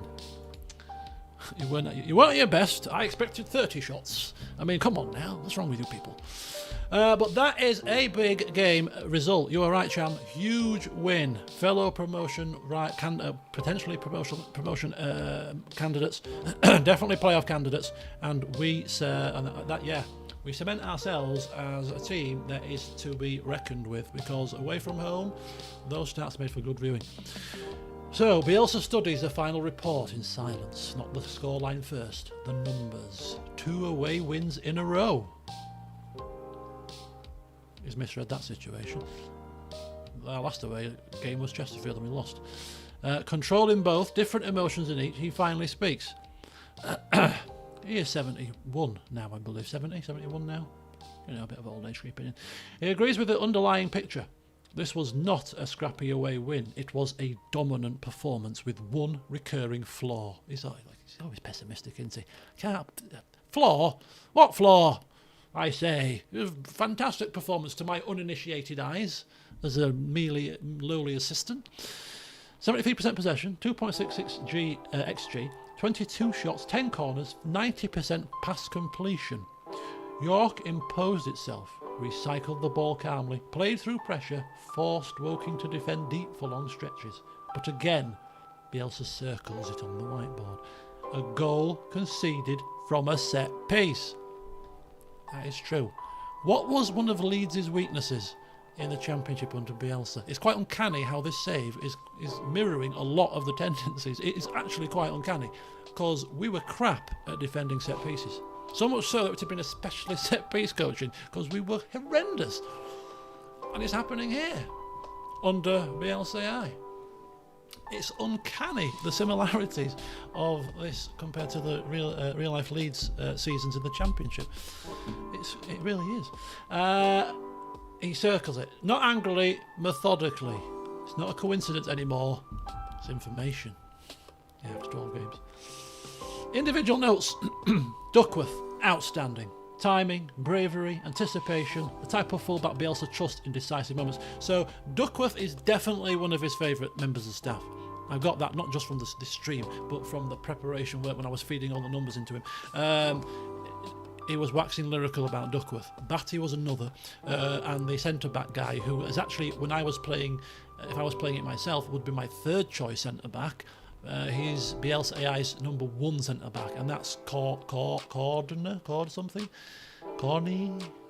pasty? Who is he? Crooks. I have Crooks down as my third choice centre-back if I was playing this myself, but he has him as his number 1, and so Crooks, he likes Crooks. He likes Batty as well, as I mentioned previously. I mean, why wouldn't you? He's actually pretty decent. Oh yeah, Batty's next on the list. Controlled the centre again. Took responsibility. Set piece delivery decisive, even without the goal. Sabiza, match winner energy, but his drop late was predictable. Bielsa is pleased the bench was used before fatigue turned into chaos. Akinyemi, again decisive. Movement created both goals indirectly and directly. Underlines him twice. Defensive unit, open play, calm. Dead balls, vulnerable. That contradiction bothers him. It might bother you because I've got a plug and play set piece in. So if he wants to tweak the set piece to counter this problem, I might have to take it off and let him have control. I've never tinkered with set pieces ever. I don't even know what I'm doing with them. That could be interesting. What Bielsa decides immediately. He does not want wholesale tactical changes. He wants specific corrections. Set piece defence becomes a priority this week. Near post assignments clarified. 1 player removed from zonal line, added as an attacking marker. Keeper instructed to stay. No, Bielsa, this ain't happening. We'll just have to cope with whatever crappy set piece defending we do. Just like real life Leeds team did. You just have to cope because I ain't installing any of that. So I put my foot down on that one thing. I hate in every game there's always something you dislike. With this, it is set pieces for me. I can't stand the set pieces. Mental note on the squad. Bielsa is quietly pleased with something else. Despite conceding first against Chesterfield, conceding from a corner here, injuries mid-match in a recent game, the group did not fracture. They stayed organised, they stayed patient, they kept the ball. That matters to him more than applause. He stands, folds the report and places it on top of the Woking file. Now, he says, already moving toward the training plan, we prepare for Bradford and we fix what repeats. There you go. He's happy.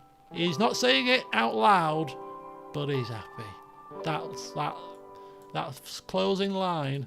The group did not fracture. He's like smug to himself. He's like, my face, nothing has changed. But inside, yes, a slight, yes.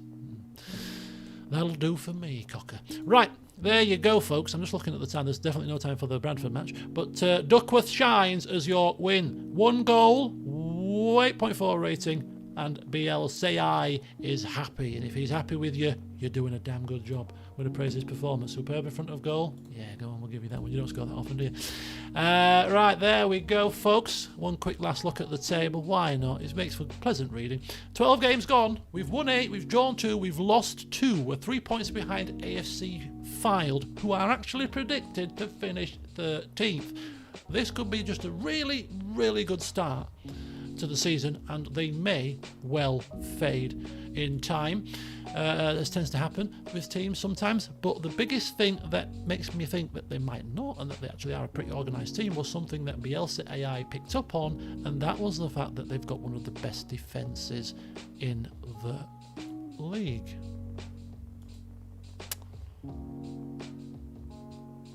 Well, they did have. They've probably conceded a couple of goals since then, but 13. So they're about second best, are they? 10, 7. That's 2. Third best. It's not bad. As Bielsa called them, AFC. What did he say? AFC Filed are top because they're boring. Boring football gets you promotion. Yeah, but you're not going for boring football, are you? You're going for overload, chaotic pressing and all sorts. Right, where are we? 9th best. Best goal scored by quite some distance. Well, actually, Chesterfield are catching up. 26. No, they've... Yeah. 4 behind. They've caught up. 25 here. Oh, we should give them a slight head start. Now they're catching us. Right, there you go. Play of the week news. Oh, 5-4. That's why where their goal difference suddenly gone a bit down the pan. They've conceded 4 in one match. Still won the game though, rather annoyingly. Okay, so there you go, folks. I think we're going to leave it here. Tomorrow I'm going to... Yeah, I know, the secondary life. They finished second last season. But because only one team goes up, they obviously had to go through the playoffs, and they didn't get through the playoffs. So you can imagine finishing second in a league that goes over 46 games, and you still don't get promoted. I mean, these Vanarama leagues are absolutely brutal. And then you go to Sky Bet League 2, and 4 teams get promoted. It goes from 1 to 4. 3 is it 3 automatically in one playoffs in the League 2? It's craziness. I don't know why they do it this way. Why not 2 teams? Why not 2 teams automatic and 1 playoff like normal? What is it? There's got to be a reason for why they do it this way. Is there a reason? For anybody that knows anything about, should we ask? Hey, should we ask? Shall we ask AI? Why do the Vanarama only have 1 automatic promotion spot?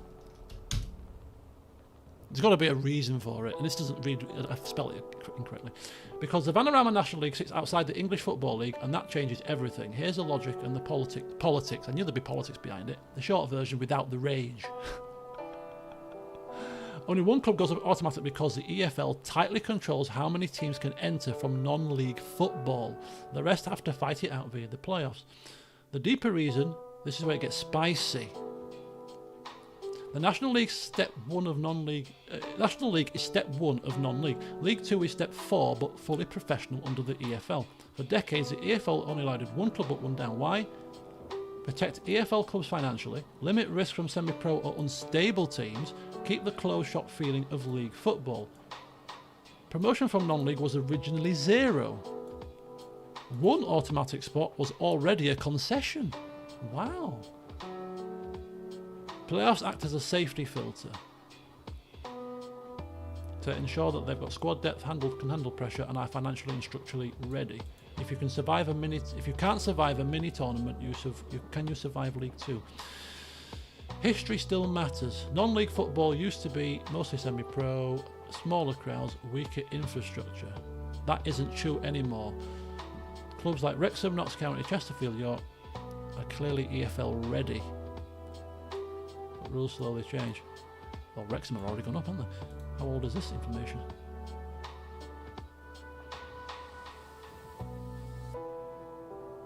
The fans and managers hate it. You can finish second with 95 points and still not go up, what, like York? 1 bad playoff game can undo a whole season, and it's the hardest league in England to escape, arguably. The most brutal league in the pyramid.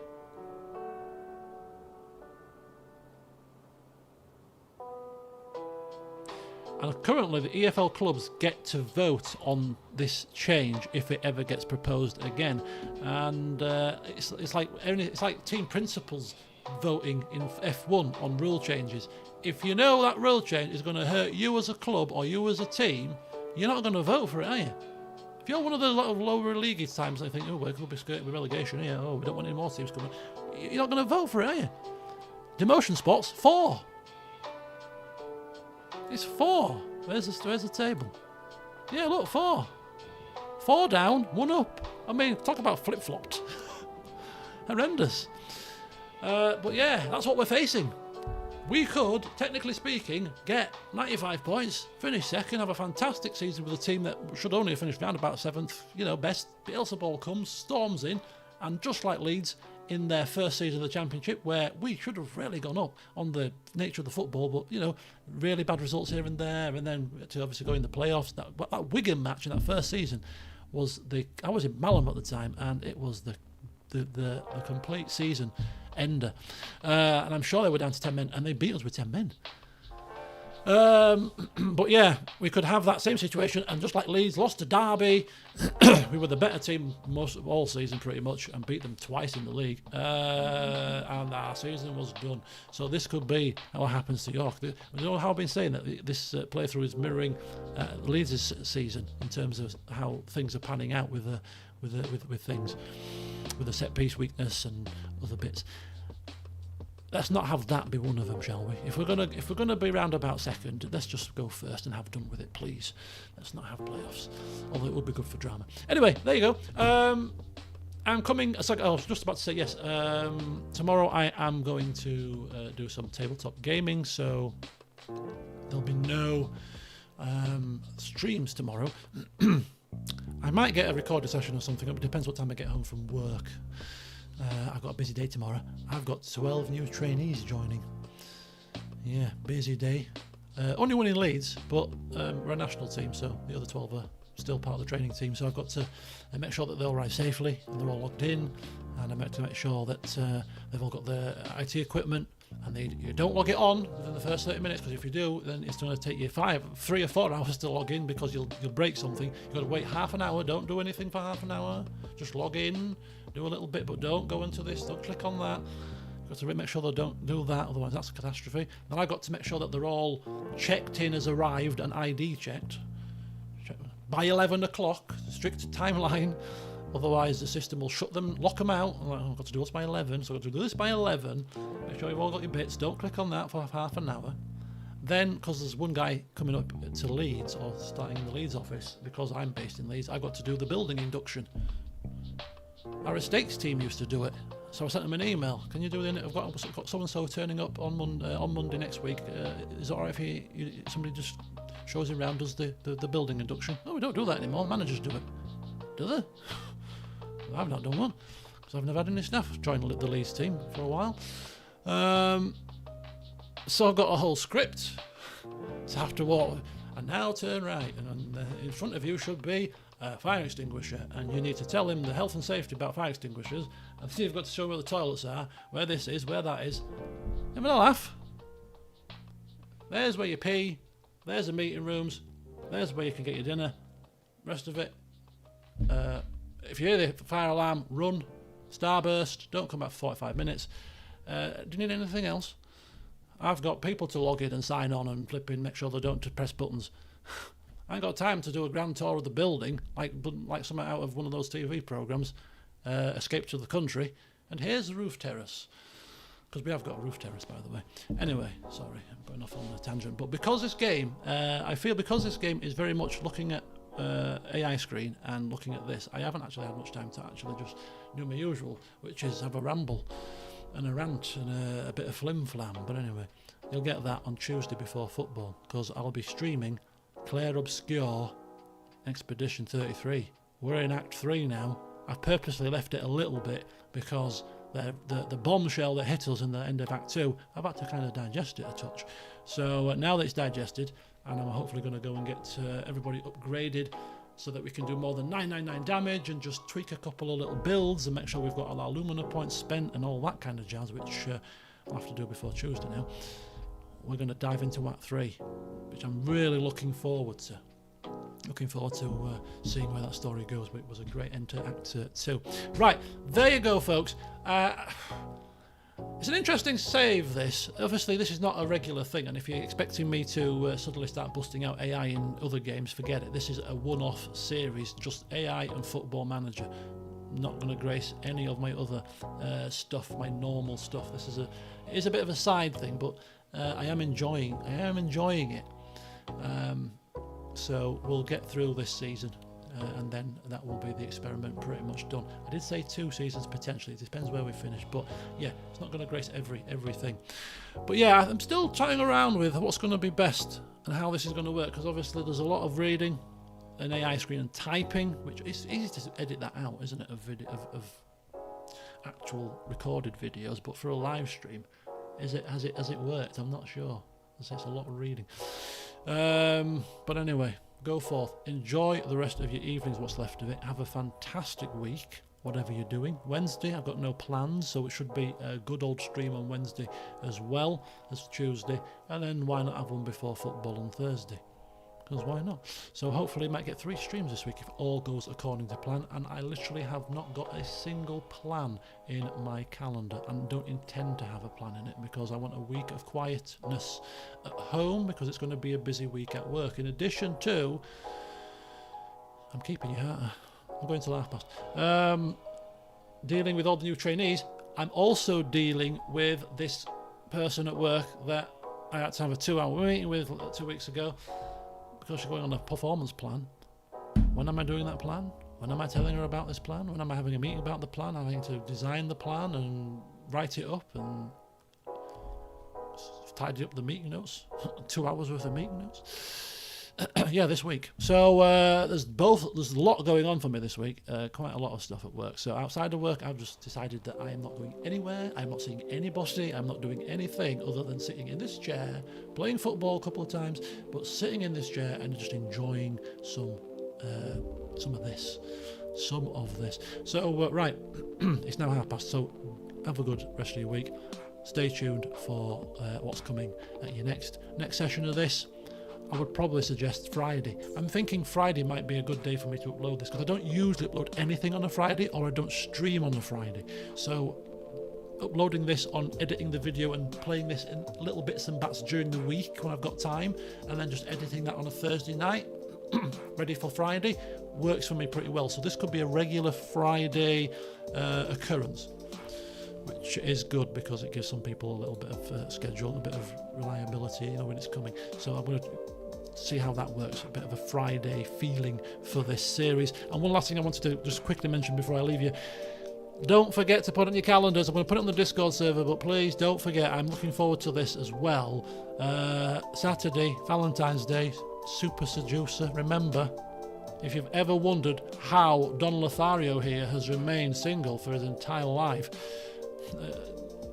living like a bachelor, then join on Saturday. It might involve alcohol, which means, some slips of the tongue might come out. It might be very entertaining, this stream, so you might want to just put it in your calendars and join.